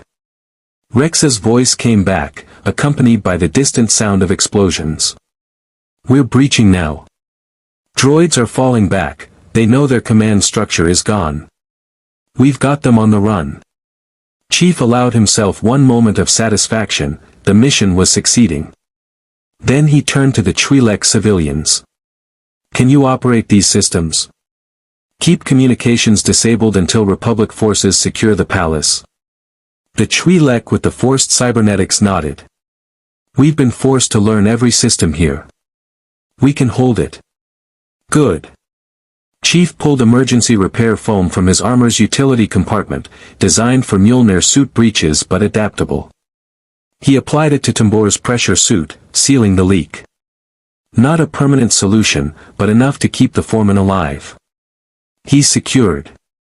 When Republic soldiers arrive, turn him over for detention. The palace shuddered as explosions echoed through its structure. The sound of victory, or vengeance, or both. Chief moved to the command center's viewing window and looked out over the capital city. He could see Republic gunships sweeping in, their weapons fire precise and controlled. Clone troopers advancing through streets, accepting droid surrenders where offered, neutralizing resistance where encountered. Below, in the plaza they'd fought through hours ago, Twi'lek civilians were emerging from hiding. Some wept. Others cheered. Children ran through streets that had been battlefields, and for the first time in months, they ran without fear. Spartan, Anakin's voice crackled through the comlink. That was some of the most aggressive infiltration work I've ever seen. How many droids did you go through? Chief made a quick count from his engagement log. 43 confirmed. A pause. Then Anakin laughed, genuine, impressed. 43. By yourself. In under 10 minutes. Remind me never to make you angry. Just doing my job, Chief replied. Your job, Rex interjected, his voice warm with approval, just saved thousands of lives. The liberation is succeeding ahead of schedule. Casualties are minimal. This is what winning looks like, Spartan.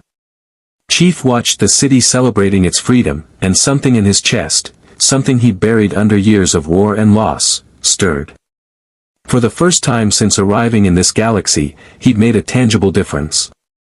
Not just survived, not just adapted, but actually helped people who desperately needed it. The Twi'lek with the cybernetics approached cautiously. You are the one called Master Chief, yes. We heard the commandos' transmissions before you destroyed them. They called you an unknown variable, a threat to be eliminated. That's me, Chief confirmed. Thank you, the Twi'lek said simply. We were dead already, worked to exhaustion, then killed when no longer useful. You gave us our lives back. We will remember. Chief didn't know how to respond to gratitude. He'd been thanked before, by Marines he'd saved, by civilians he'd evacuated, by officers whose commands he'd executed successfully. But it always felt wrong somehow, like accepting credit for simply doing what needed to be done. You would have freed yourselves eventually, Chief said. I just accelerated the timeline. Perhaps, the Twi'lek acknowledged. But perhaps is not certainty. You gave us certainty. That matters. The command center doors burst open, and Rex entered with fives, Jesse, and kicks. Their armor was scorched and dented, evidence of hard fighting, but they moved with the energy of soldiers who'd won. Behind them came Anakin and Ahsoka, their lightsabers deactivated but ready. Situation? Anakin asked, his eyes scanning the room. Secure, Chief reported. Tambor is alive and in custody. Communications disabled. Kill switch neutralized. Hostages freed. Rex approached Tambor, looking down at the imprisoned foreman with cold satisfaction. What Tambor, by authority of the Galactic Republic, you're under arrest for war crimes, enslavement of sentient beings, and crimes against the people of Ryloth. You'll stand trial for your actions. Tambor said nothing, his photoreceptors dimmed with defeat. What about his threat? Ahsoka asked. About the Techno-Union not accepting failure? Empty, Chief stated. His species values profit over principle. The Techno-Union will disavow him publicly, claim he acted without authorization, and move on to the next profitable conflict. He's expendable to them, which makes him less dangerous to us. Anakin studied Chief with that penetrating gaze again. You understand how corporations think. That's unusual for a soldier.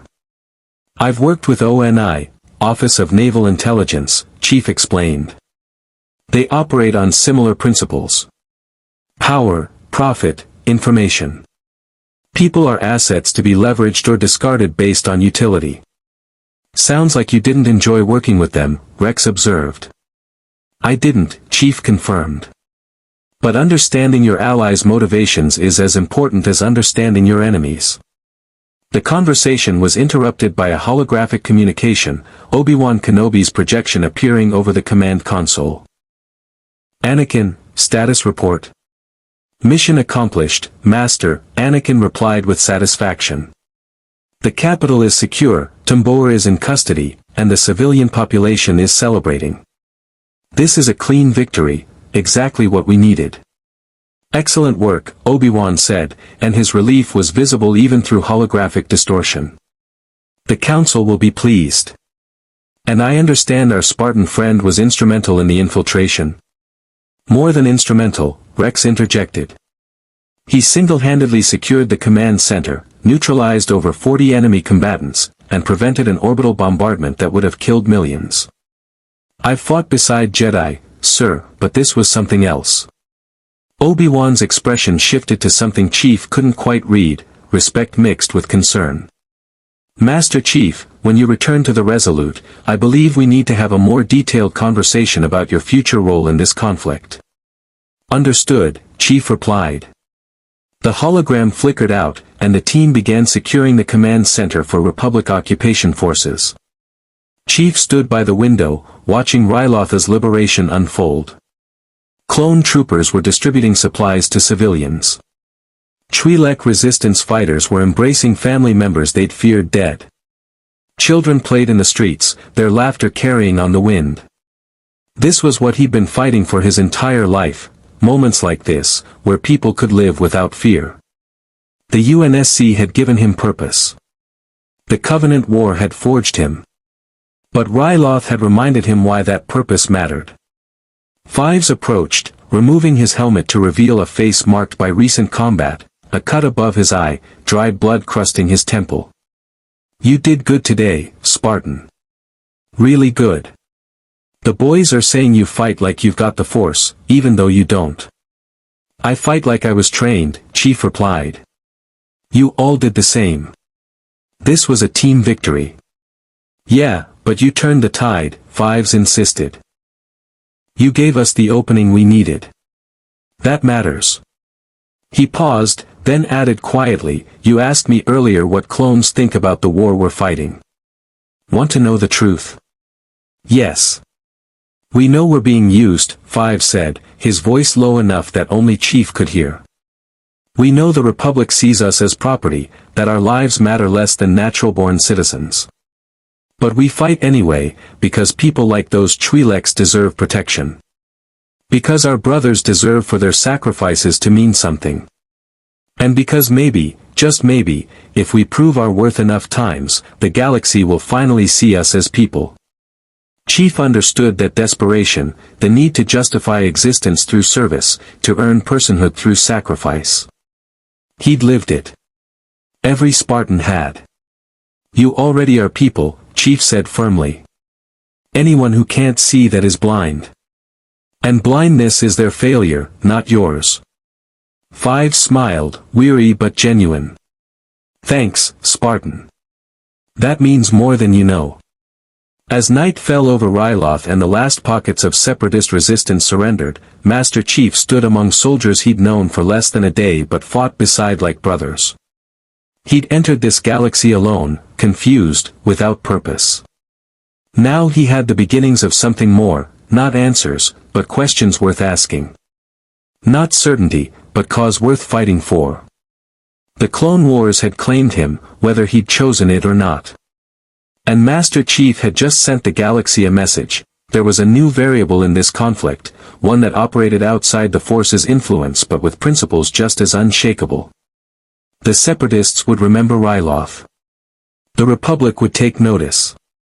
And somewhere in the shadows, those pulling the strings would begin calculating how to use, or eliminate, this unpredictable element. But none of that mattered right now. Right now, Ryloth was free. And that was enough. 3 days after Ryloth's liberation, Master Chief stood in the Resolute's briefing chamber, surrounded by Jedi whose expressions ranged from curious to concerned. The holographic projector displayed his combat performance data, sensor logs, tactical recordings, damage assessments. Someone had been studying him with the same analytical intensity he'd applied to studying this galaxy. Obi-Wan Kenobi, Anakin Skywalker, and Shak-Ti formed the core of the gathering, but they'd been joined by other Jedi Masters via holographic relay.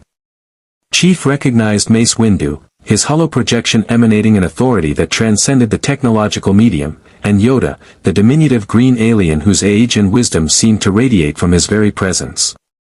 "Impressive, your performance was," Yoda observed, his backward syntax somehow adding weight to his words. 43 droids destroyed. Hostages saved.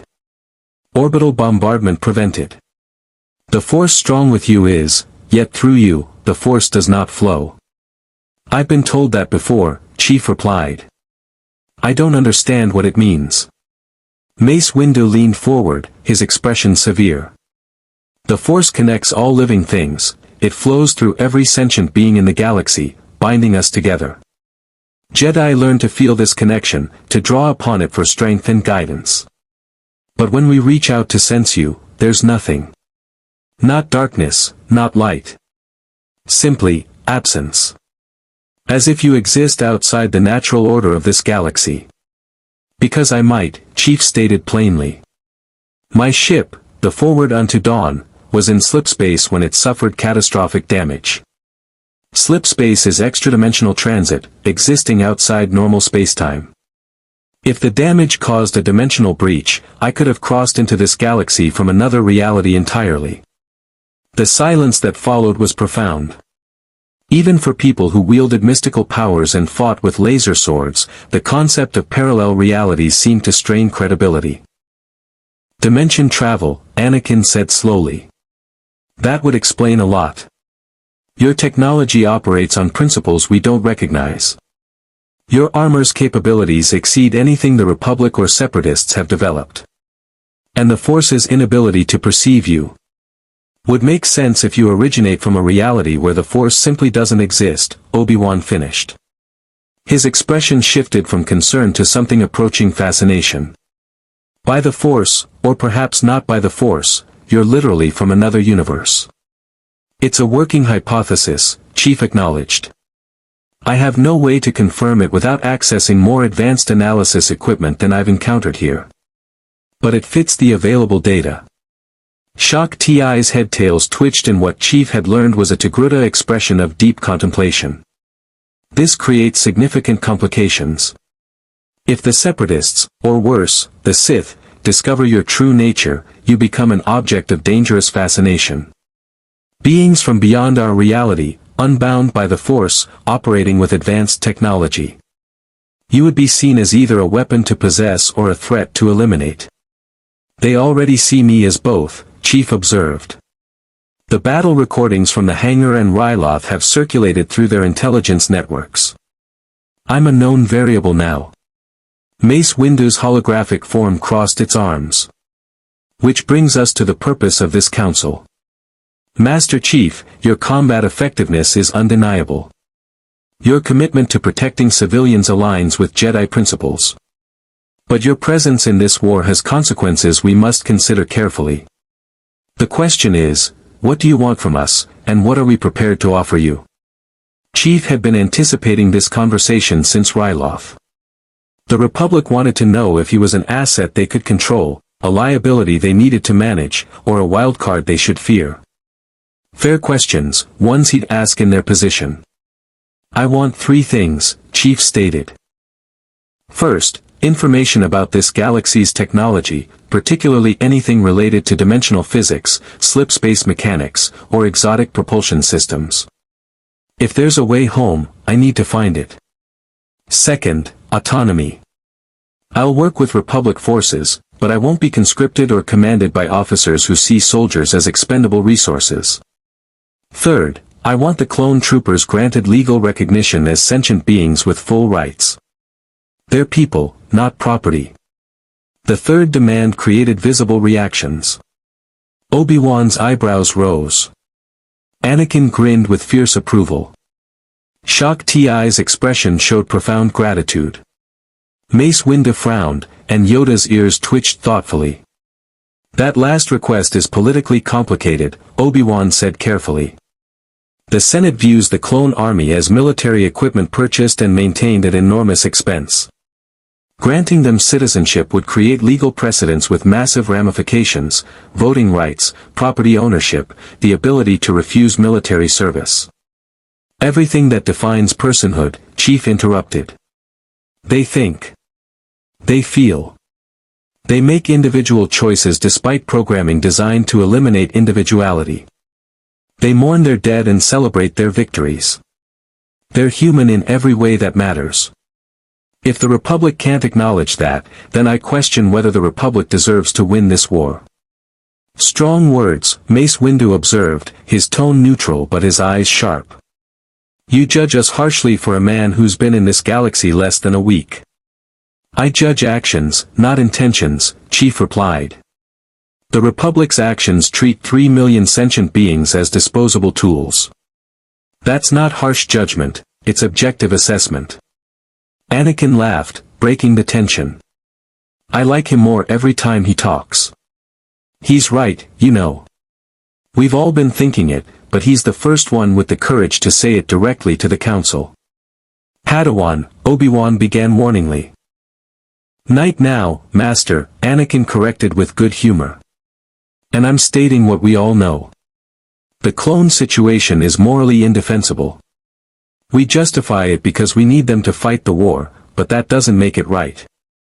Yoda's eyes closed, and for a moment Chief wondered if the ancient Jedi had fallen asleep. Then he spoke, his voice carrying weight that silenced all debate. Correct, young Skywalker is. And correct, the Spartan is also. Failed, we have, to see the clones as brothers, not tools. But change this, we cannot easily. Time and political will, it requires. Both in short supply, they are. Then find them, Chief stated bluntly. Because if you don't, you're no better than the separatists you're fighting. The only difference is the color of your banners and the excuses you tell yourselves.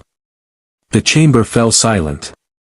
Chief knew he was pushing boundaries, potentially alienating the only allies he had in this galaxy. But principles were non-negotiable. He'd compromised too many times in the name of military necessity. Reach had taught him the cost of those compromises. Earth had reinforced the lesson. He wouldn't repeat those mistakes here. Mace Windu studied Chief for a long moment, and Chief met his gaze steadily through his visor. Finally, the Jedi Master nodded. You have conviction. That's rare, especially among those who've seen as much combat as your records suggest.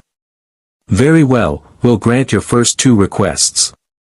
The Jedi archives contain extensive data on dimensional phenomena and theoretical physics. You'll have access. And we won't conscript you, you'll operate as an independent contractor, attached to Republic forces by mutual agreement, not obligation. And the third request? Chief pressed. That requires Senate approval, Obi-Wan explained. Master T has been advocating for clone citizenship for months, but she faces significant opposition from senators who view the issue as economically and politically dangerous. However, he paused meaningfully, if a celebrated war hero were to speak publicly in support of clone rights, it might shift public opinion sufficiently to force Senate action. Chief understood immediately. They were offering him a platform, using his growing reputation as leverage for political change. It was manipulative, but in service of a goal he supported. Define, celebrated war hero. Anakin's grin widened. You, Spartan. The HoloNet News has been running stories about the mysterious armored warrior who saved Ryloth. Public opinion is fascinated, you're exotic, powerful, and you sided with the Republic against separatist tyranny. The propaganda value is significant. I'm not a propaganda tool, Chief stated flatly. No, Shock T interjected gently. But you are a symbol, whether you choose to be or not. Your actions inspire people. Your words carry weight. If you're willing to use that influence to help the clones, we can coordinate a public address that reaches billions of citizens across the Republic. Chief considered the offer. Public speaking had never been his strength. Spartans were soldiers, not politicians. But he'd learned on Reach that sometimes the most important battles weren't fought with weapons. Sometimes they were fought with words, with symbols, with the courage to stand for principles when others wouldn't. I'll do it, Chief agreed. But I speak the truth as I see it, not scripted talking points. If I'm going to advocate for clone citizenship, I do it authentically or not at all. Agreed, Obi-Wan said, and Chief detected relief in his voice. We'll coordinate with Senator Amidala. She's been a strong advocate for clone rights and will welcome your support. The briefing shifted to tactical matters, separatist fleet movements, potential targets for Republic operations, intelligence suggesting Count Dooku was personally taking interest in Chief's capabilities. The galaxy's war ground on, indifferent to one soldier's principles. But Chief had planted a seed, started a conversation that might grow into meaningful change. As the holographic attendees disconnected and the chamber began to empty, Anakin lingered. That took guts, challenging the council like that. Most people are too intimidated by Mace Windu to speak their minds. I've faced worse than intimidating leadership, Chief replied. And being afraid to speak truth doesn't serve anyone. No, Anakin agreed. It doesn't. Listen, I wanted to talk to you about something. The clones, Rex, Fives, the whole 501st, they respect you. They trust you. That's not easy to earn. But there's something you should know. Chief waited, his combat instincts detecting that whatever Anakin was about to say was important. The clones have inhibitor chips implanted in their brains, Anakin said quietly, his voice dropping to ensure privacy. Officially, they're behavioral modification devices designed to prevent excessive independent thinking. But I've had Kix, one of my medics, run some discrete scans. The chips have functionality beyond what's been disclosed. Buried protocols that could potentially override clone free will entirely. Chief's tactical mind immediately grasped the implications. Control mechanisms. Someone could activate those chips and turn 3 million loyal soldiers into whatever the person with the activation codes wanted them to be, Anakin finished grimly. I've tried to investigate, but the trail is buried under layers of classified Kaminoan medical data and Senate security restrictions. Even the Jedi Council doesn't have full access. You think it's a failsafe, Chief stated. In case the clones ever refuse orders or develop too much independence. That's the optimistic interpretation, Anakin said. The pessimistic one is that someone designed the clone army with a built-in kill switch, waiting for the right moment to activate it. And given what we know about the war's suspicious timing and convenient coincidences. Chief understood. In ONI operations, he'd seen similar patterns, manufactured crises, convenient solutions, hidden agendas concealed within legitimate operations. The clone army's mysterious origins, the perfectly timed separatist uprising, the Jedi forced into military command roles they never wanted. It had all the hallmarks of manipulation by a hidden player. What do you need from me? Chief asked. For now. Nothing specific. But if things go wrong, if those chips ever activate, if the clones turn against the Jedi or the Republic, I need to know there's someone who isn't bound by the Force, someone the chips can't affect, who might be able to make a difference. Chief nodded slowly. You're asking me to be your contingency plan. I'm asking you to watch my brothers' backs, Anakin corrected. The clones deserve better than to be turned into weapons against their will. If that happens, they'll need someone who can fight for them without being compromised by whatever system activates those chips. Understood, Chief agreed. But Anakin, if those chips are real, if they're as dangerous as you think, we need to remove them. Surgical intervention, even if it has to be done secretly. The clones deserve to know about threats to their autonomy. I know, Anakin said, and his frustration was evident. But the moment we start removing chips, someone notices.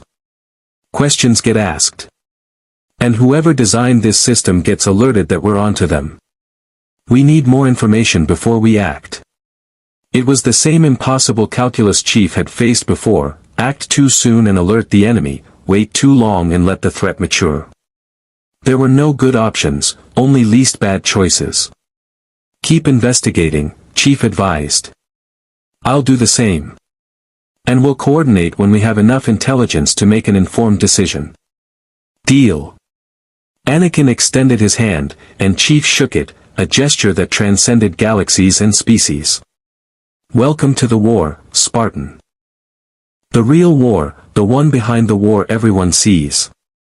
As Anakin departed, Chief remained in the briefing chamber, processing information and adjusting his tactical assessment. He'd thought Ryloth had shown him the Clone War's true nature, civil conflict with manufactured origins and hidden agendas. But Anakin's revelation suggested something darker, more sophisticated.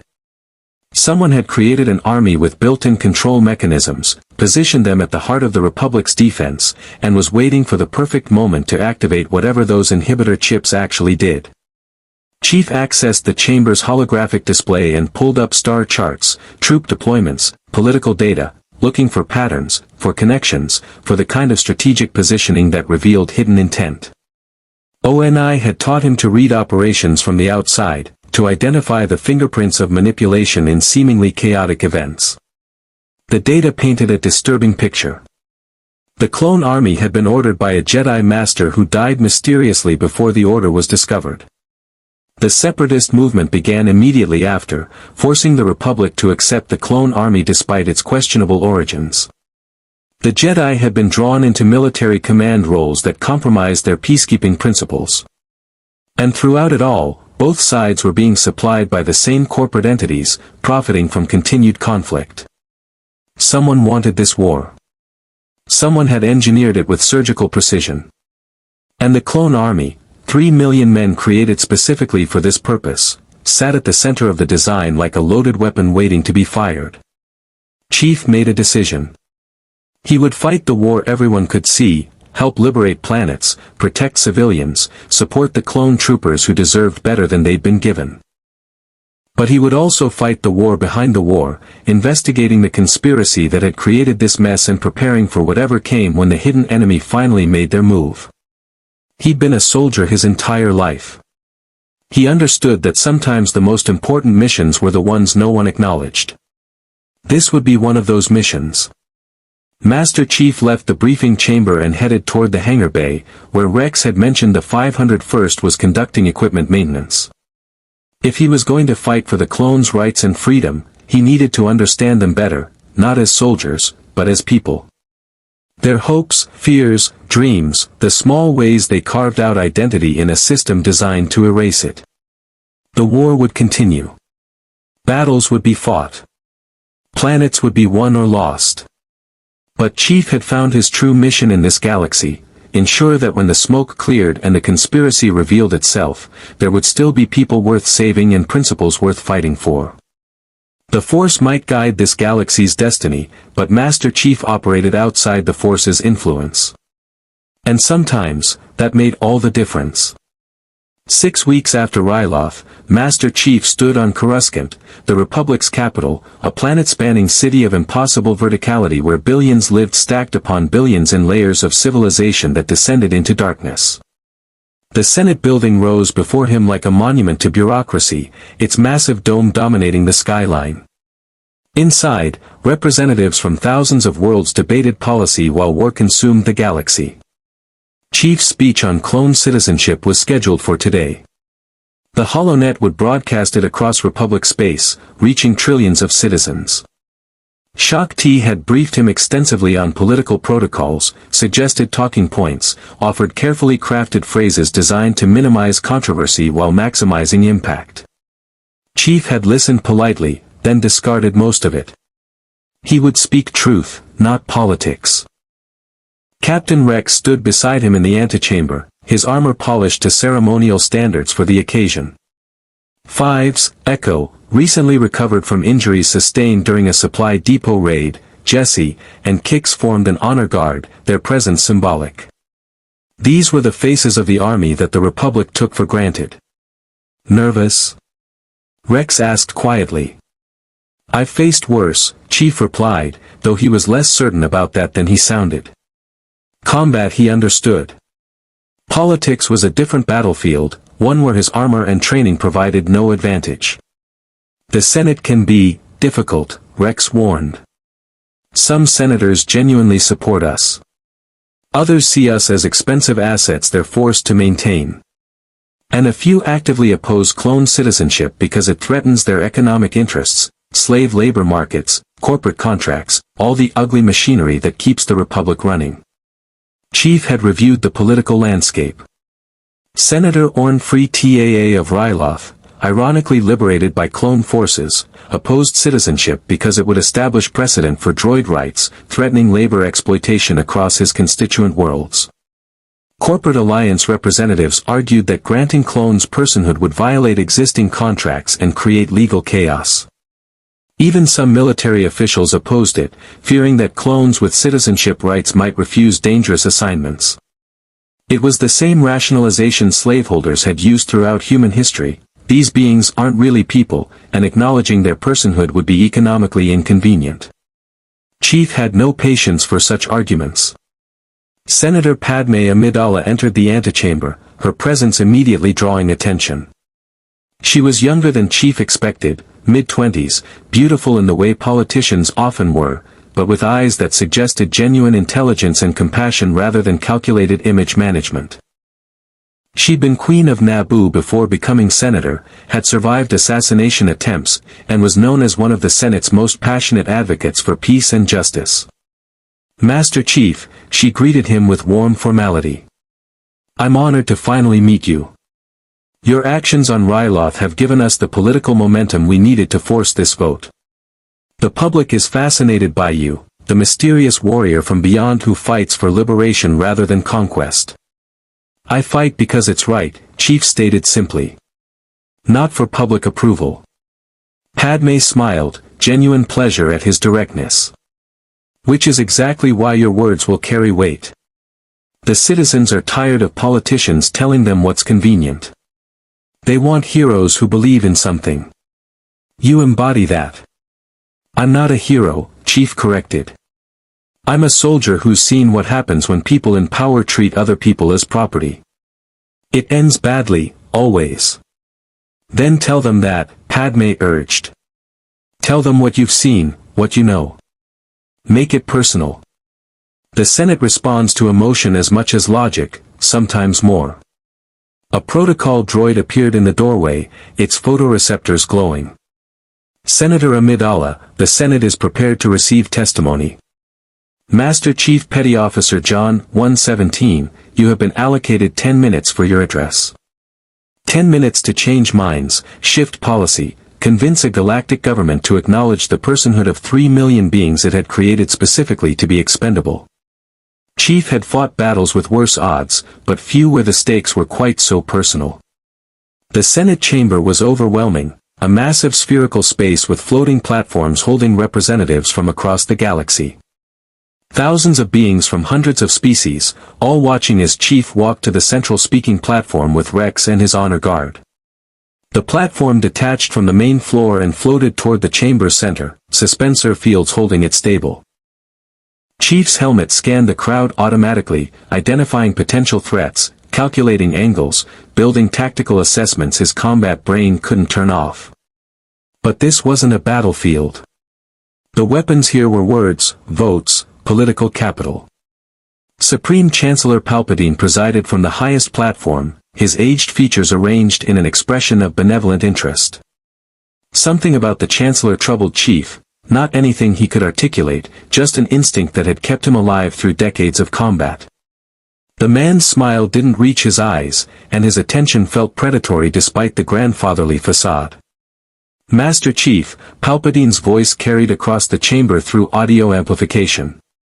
The Senate recognizes you and welcomes your testimony on the matter of clone trooper legal status. Please proceed. Chief removed his helmet, a gesture he rarely made, one that felt vulnerable and exposed. But Padme had advised him that showing his face would humanize him, make his words more impactful. The Senate needed to see that he was a person, not just armor. The faces of the clone troopers reflected in the chamber's viewing screens, Rex, Fives, Echo, Jesse, Kix, showed surprise and something deeper. Chief understood why. Helmets were armor against judgment, against being seen as individuals. Removing them was an act of trust. Senators of the Republic, Chief began, his voice amplified across the chamber. My name is Master Chief Petty Officer John 117. I come from beyond your galaxy, from a reality where the Force doesn't exist and humanity fought a war for survival against an enemy that viewed us as heretics deserving extinction. We called it the Human Covenant War. It lasted 27 years. Billions died. He paused, letting that sink in. The Senate was silent, attentive.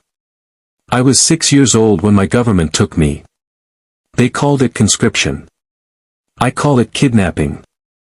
They took 75 children, subjected us to biological augmentation, trained us to be weapons, and deployed us against human rebels who were fighting for independence. We were called Spartans, super soldiers designed to crush dissent through overwhelming force. Murmurs rippled through the chamber. This wasn't the heroic narrative they'd expected. Half of us died during augmentation, Chief continued, his voice steady despite the memories. The survivors became the most effective soldiers humanity had ever produced. We won battles, crushed rebellions, and served our government without question. Because we'd been programmed, not with inhibitor chips, but with psychological conditioning, with the belief that service was identity and questioning orders was betrayal. He turned slowly, meeting eyes across the chamber. Then the Covenant came. And suddenly, the enemy wasn't human rebels fighting for self-determination, it was an alien hegemony committed to genocide. Every Spartan who survived the augmentation process fought in that war. Most of us died defending worlds we'd never seen, protecting people who feared us as much as they needed us. Chief's hands clenched at his sides. I tell you this because I understand what these men are. He gestured to Rex and his brothers. Clone troopers weren't kidnapped like I was. They were created, grown in laboratories, flash-trained with combat knowledge, and deployed without ever having a choice about their existence or purpose. They're more thoroughly owned by their government than I ever was. At least I had parents, a name, a life before the military. They have nothing except what you've designed them to have. The Senate was utterly silent now. But here's what you don't understand, Chief said, his voice hardening. Despite everything you've done to control them, to limit them, to define them as property, they're still people. I've fought beside them. I've watched them mourn fallen brothers, protect civilians at risk to themselves, make individual choices despite programming designed to eliminate choice. They think. They feel. They hope for futures beyond war. He pointed directly at Chancellor Palpatine. You created them to be expendable. You designed them to die in battles you orchestrated. You gave them accelerated aging so they'd burn out before becoming inconvenient. And now you debate whether to acknowledge their personhood as if it's a privilege you're graciously considering rather than a fundamental right they've always possessed. Outrage erupted across the chamber, some senators agreeing vehemently, others shouting objections. Palpatine raised a hand, and silence gradually returned. His expression remained benevolent, but Chief caught something else underneath, calculation, perhaps annoyance at being directly challenged. Strong words, Master Chief, Palpatine observed. But surely you understand the practical complications. The clone army represents a massive investment of Republic resources. Granting them citizenship would create legal obligations that strain our wartime economy. Then strain it, Chief replied without hesitation. Because if your economy requires slavery to function, your economy deserves to fail. You're fighting a war supposedly to preserve democracy and freedom. How can you claim moral authority while denying personhood to 3 million beings who bleed for you? The clones were created for military service, Senator Orn Free Taa interjected, his corpulent form shifting on his floating platform. They have no skills, no education beyond combat. What becomes of them after the war if they're granted citizenship? They become a burden on society, unemployable and dangerous. Chief's gaze locked onto the Twi'lek senator. Senator Taa, your planet was liberated by clone troopers 6 weeks ago. Captain Rex and his men fought through your capital streets, saving civilians including children trapped in collapsed buildings. They prevented an orbital bombardment that would have killed millions. And now you stand in this chamber and call them a burden? Taa's blue skin darkened, embarrassment or anger, Chief couldn't tell. I meant no disrespect to their service. Yes, you did, Chief interrupted. You meant exactly that disrespect. Because acknowledging that clones are people forces you to acknowledge that your economic policies depend on exploitation. That the prosperity of your worlds is built on beings you refuse to see as worthy of basic rights. Padme seized the moment, her voice ringing across the chamber. Master Chief speaks uncomfortable truth. We claim to fight for freedom while enslaving millions. We celebrate democracy while denying representation to those who die defending it. This vote isn't about economics or legal complications, it's about whether we have the courage to live up to our stated principles. Debate exploded across the Senate. Platforms swirled as senators from thousands of worlds argued, negotiated, formed coalitions and counter-coalitions. Chief watched it all with growing frustration. Politics moved slowly, grinding through procedural mechanisms that seemed designed to prevent decisive action. But something was changing. He could see it in how senators who'd been neutral were nodding, in how even some opposition figures looked uncomfortable defending their positions. The public galleries, thousands of citizens watching from the chamber's upper levels, erupted in applause that protocol droid struggled to quiet. Rex stepped forward, his voice amplified by his helmet. Permission to speak, senators. Palpatine hesitated, then nodded. The Senate recognizes Captain Rex of the 501st Legion. Rex removed his helmet, revealing the face millions of citizens had seen in war footage, identical to every other clone in genetic template but unique in scarring, in expression, in the life that animated familiar features. My brothers and I were created to serve the Republic. We've never questioned that purpose. But we've also never been asked what we want, what we hope for beyond the next battle. The Spartan is right, we're people. We mourn our dead. We celebrate our victories. We form friendships, develop preferences, dream about futures we might never have. He looked directly at the Senate, his eyes sweeping across the chamber. I don't know what happens after the war. Maybe we are unemployable, maybe we do become burdens. But shouldn't we have the right to try? Shouldn't we be allowed to fail as people rather than succeed as property? 5 stepped forward next, his voice steady. I've served for 3 years. I've lost brothers whose names I'll remember forever.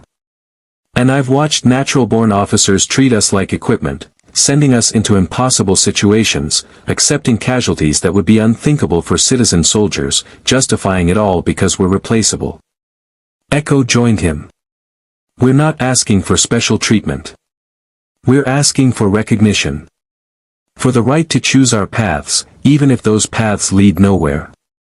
For the dignity of personhood, even if that personhood comes with responsibilities we've never had to face. One by one, the honor guard spoke. Jesse, Kix, each sharing their perspective, their hopes, their understanding that freedom was more than just liberation from explicit chains. The Senate listened, and Chief saw the power of personal testimony. These weren't abstract policy questions anymore. They were people asking to be treated as people. When the last clone had spoken, Palpatine surveyed the chamber. The Senate has heard testimony from both the Spartan operative and from clone troopers themselves. The matter is now open for deliberation and vote. The voting process took hours, negotiations, amendments, procedural challenges. Chief and the clones waited in the antechamber, watching holographic displays as the political machinery ground forward. Padme moved through the Senate like a master tactician, calling in favors, forming coalitions, isolating opposition. Finally, the vote was called.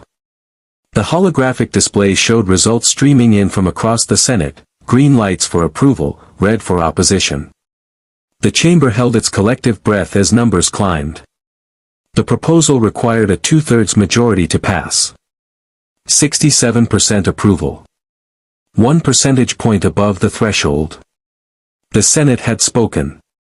Clone troopers were now legally recognized as sentient beings with full citizenship rights. The antechamber exploded with emotion. Rex gripped Chief's hand, his control finally breaking as reality sank in. Fives and Echo embraced, their usual soldier discipline overwhelmed by relief and joy. Jesse punched the air. Kix simply sat down, his face in his hands, shoulders shaking. "We did it," Rex said, his voice thick. "We're people. Legally, officially people." "You were always people," Chief replied. The Senate just finally acknowledged it. Padme entered the antechamber, her expression triumphant. "This changes everything. Clone troopers can now refuse unlawful orders, demand proper treatment, seek legal recourse for abuses. It won't fix everything overnight, but it's the foundation for real change." Chief nodded, but his tactical instincts warned against complacency. The vote had succeeded, but he'd seen how narrowly. And he'd watched Chancellor Palpatine's expression during the proceedings, benevolent on the surface, but underneath, something else. The man had lost something today, some advantage or control. And people who lost power rarely accepted it gracefully. "What happens now?" Kix asked. "Now we implement the legislation," Padme explained. "Which means legal battles, bureaucratic resistance, and pushback from every sector that benefited from treating clones as property. This is the beginning of a fight, not the end. Then we keep fighting," Chief stated. "It's what we do." As they left the Senate building, Chief's comlink chirped, Anakin's encrypted channel. "Chief, we need to talk. Privately. Something's happened." The jubilation of the vote faded as Chief recognized Anakin's tone. This was operational urgency, the voice of a soldier reporting a threat. "Where?" "Jedi Temple. War Room. 1 hour. Don't bring anyone else." The transmission cut. Chief looked at Rex, who'd clearly heard the exchange through his helmet. "Something's wrong." "Yeah," Rex agreed. "I felt it too. This victory was too clean, too easy." The opposition folded faster than expected. "Political calculation," Chief analyzed. "They're letting us have this win because they're planning something bigger. Something that makes clone citizenship rights irrelevant." The celebration continued around them, clones who just learned they were legally people, citizens rejoicing at the Senate's moral courage, HoloNet reporters broadcasting the historic vote across the galaxy. But Chief's combat instincts screamed warning. This felt like the calm before the storm, the moment of false security before an ambush. He'd learned to trust those instincts. They'd kept him alive through Reach, through Installation 04, through the Flood and the Prophet of Truth's schemes. Something was coming. Something the celebration was blinding people to. Chief donned his helmet and headed toward the Jedi Temple, leaving the jubilant crowds behind. Rex and his brothers deserved this moment of victory. But someone needed to remain vigilant, to watch for the knife in the dark. In the Senate building's highest tower, Chancellor Palpatine stood alone, watching the celebration through vast windows. His expression was no longer benevolent. His eyes held the cold calculation of someone whose plans had encountered an unexpected variable. "Interesting," he murmured to himself. "The Spartan has given the clones hope. Hope makes them dangerous. But hope can also be used, redirected, turned into despair when the moment is right." His comm device activated, projecting a hologram, Count Dooku, kneeling in deference. Master, the Senate's vote complicates our timeline. No, Palpatine replied, his voice carrying layers of hidden meaning. It accelerates it. The clones believe they have a future now. When we take that future away, their despair will be absolute. And despair is far more useful than blind obedience. And the Spartan? He's a problem, Palpatine acknowledged. Unbound by the Force, impossible to predict or manipulate through conventional means. But every problem is also an opportunity. He cares about the clones. That care can be weaponized. The hologram flickered out, leaving Palpatine alone with his plans and his shadows. The Clone Wars ground on, and at its heart, the Sith Lord who'd orchestrated everything prepared for the final act of his grand design. Master Chief had entered the galaxy as a lost soldier. He'd become a symbol of hope. And soon, very soon, he would face the choice that would define his role in this war, stand with the Republic as it fell, or forge a new path in the chaos that was coming. The Force worked in mysterious ways. But Chief operated outside the Force. And in the confrontation ahead, that might make him the most dangerous piece on the board. The Jedi Temple War Room was empty except for Anakin Skywalker and a holographic projection that showed star systems burning. Chief entered silently, his armor's sensors immediately cataloging defensive positions, exits, potential threats. Old habits from decades of combat. The Separatists just hit 3 major shipyards simultaneously, Anakin said without preamble, his face illuminated by the tactical display. Coordinated strikes, perfect intelligence, overwhelming force. It's like they knew exactly where our defenses were weakest. He paused, his jaw tight. That's not the worst part. Chief waited. Count Dooku transmitted a message to the Jedi Council 30 minutes ago.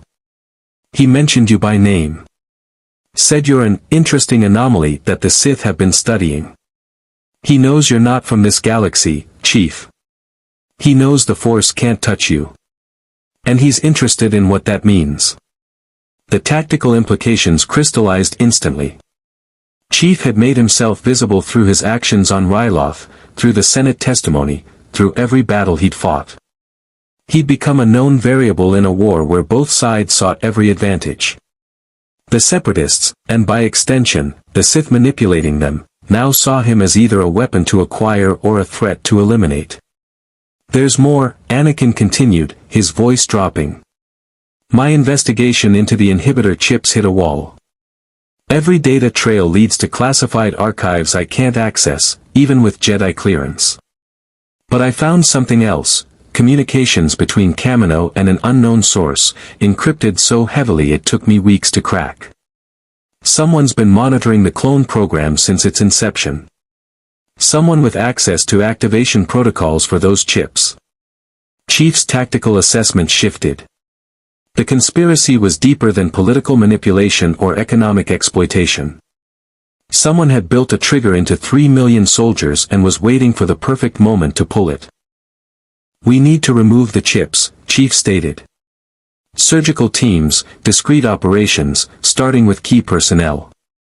Rex, Cody, other commanders who could organize resistance if the chips activate. I know, Anakin agreed. But the moment we start, whoever controls the chips will know we're onto them. They might activate early, before we're prepared. He met Chief's visor with eyes that held too much weight for someone his age. This is the kind of choice that haunts you. Act too soon, trigger the catastrophe. Wait too long, and you're unprepared when it comes anyway.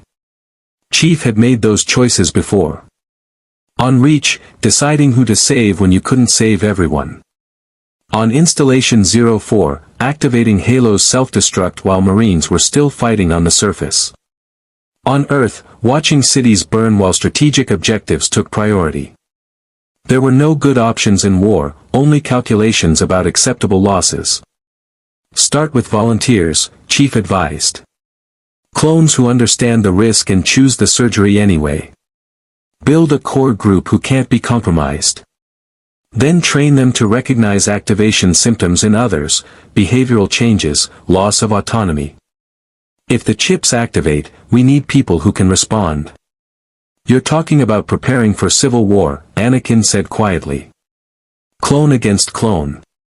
Brothers forced to fight brothers. I'm talking about preparing for the worst while hoping for the best, Chief corrected. It's basic tactical doctrine. Hope doesn't win battles. Preparation does. Anakin nodded slowly, accepting the grim logic. All right. I'll coordinate with Kix, he's our best medic and he's been researching the chips independently. We'll start with Rex's squad. Small scale, discreet, deniable if anyone asks questions. The holographic display flickered, showing new data, separatist fleet movements suggesting another major offensive. The war ground on, indifferent to conspiracies and moral dilemmas. Soldiers would fight, die, and be replaced while politicians debated and hidden masters played their games. But something had changed in the 6 weeks since Chief arrived in this galaxy. The clones had gained legal recognition as people. A Spartan from another reality had given them a voice they'd never had. And now, a network of those who knew the truth was forming, quietly, carefully, preparing for a threat most couldn't even imagine. What will you do? Anakin asked. Now that you've made yourself visible, the Sith will come for you. Dooku, maybe even his master. You're powerful, Chief, but can you fight beings who wield the Force? Chief thought of the prophet of truth, who'd wielded religious authority and political power to manipulate billions. Of the grave mind, an ancient intelligence that had consumed galaxies. Of every impossible enemy he'd faced and overcome through adaptation, determination, and refusal to accept defeat. I've fought worse than Force wielders, Chief stated. I'll adapt. I always do. That's what I'm counting on, Anakin said, and his expression held something between hope and desperation. Because when this war reaches its breaking point, and it will, we're going to need someone who can operate outside the rules, outside the Force, outside everything the enemy expects. We're going to need you. Chief left the Jedi Temple as night fell over Coruscant. The planet city glittered with billions of lights, each representing lives being lived in the shadow of war. Somewhere out there, clone troopers were celebrating their new citizenship. Civilians were watching HoloNet broadcasts about the mysterious Spartan who fought for justice. Politicians were already scheming about how to exploit or undermine the Senate's historic vote. And in the deepest shadows, the true enemy watched and planned. Master Chief Petty Officer John 117 had entered this galaxy alone, confused, without purpose. He'd fought alongside Jedi and clones, liberated occupied worlds, and challenged a government to live up to its principles. He'd become a symbol, of hope for some, a threat to others, and an unpredictable variable in a war that had been carefully orchestrated. The Forward Unto Dawn was still lost, probably destroyed. Cortana was gone, possibly forever. Earth and the UNSC existed in another reality, unreachable by any technology this galaxy possessed. Everything Chief had fought for, everyone he'd known, was beyond his reach. But here, in this galaxy far, far away, he'd found something worth fighting for again. Clone troopers who deserved to be treated as people. Civilians caught in a manufactured war.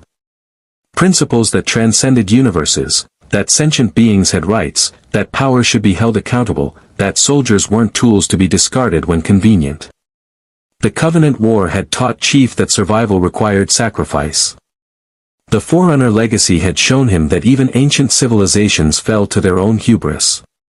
And now, the Clone Wars would teach him whether principles could survive in a galaxy where the Force itself seemed to bend toward tragedy. Somewhere in the Senate's shadowed chambers, Palpatine smiled. His plans were proceeding exactly as designed, with only minor adjustments for the Spartan variable. The Republic would fall. The Jedi would be destroyed. And from the ashes, the Empire would rise. But the Sith Lord had made one crucial miscalculation. He'd assumed the Spartan was just another soldier, powerful but ultimately predictable, bound by loyalty to the Republic, manipulable through conventional means. He was wrong. Master Chief wasn't loyal to governments or institutions. He was loyal to principles. And when those principles were threatened, when the conspiracy finally revealed itself and the galaxy descended into chaos, the Sith would learn what the Covenant had learned too late. Spartans never die. They adapt. They overcome. And they finish the fight. The Clone Wars had claimed another soldier. But this soldier operated outside every rule this galaxy understood. And in the battles ahead, the betrayals, the revelations, the moment when inhibitor chips activated and brothers turned against brothers, that might make all the difference. Rex and his men were people now, legally and officially. They had rights, futures, hope. But Chief knew that rights written on documents could be erased with a single order. Hope could be weaponized into despair. And the future they'd been promised might be stolen before they ever had a chance to claim it. So Chief would prepare. He would train. He would build networks of those who understood the truth. And when the hammer finally fell, when the conspiracy revealed itself and the galaxy burned, he would be ready. The Force might guide this reality's destiny. But Master Chief had never believed in destiny. He believed in choices, in actions, in the refusal to accept defeat even when every tactical calculation said victory was impossible. He'd saved humanity from extinction once. Maybe he could save the clones from whatever fate their creators had designed for them.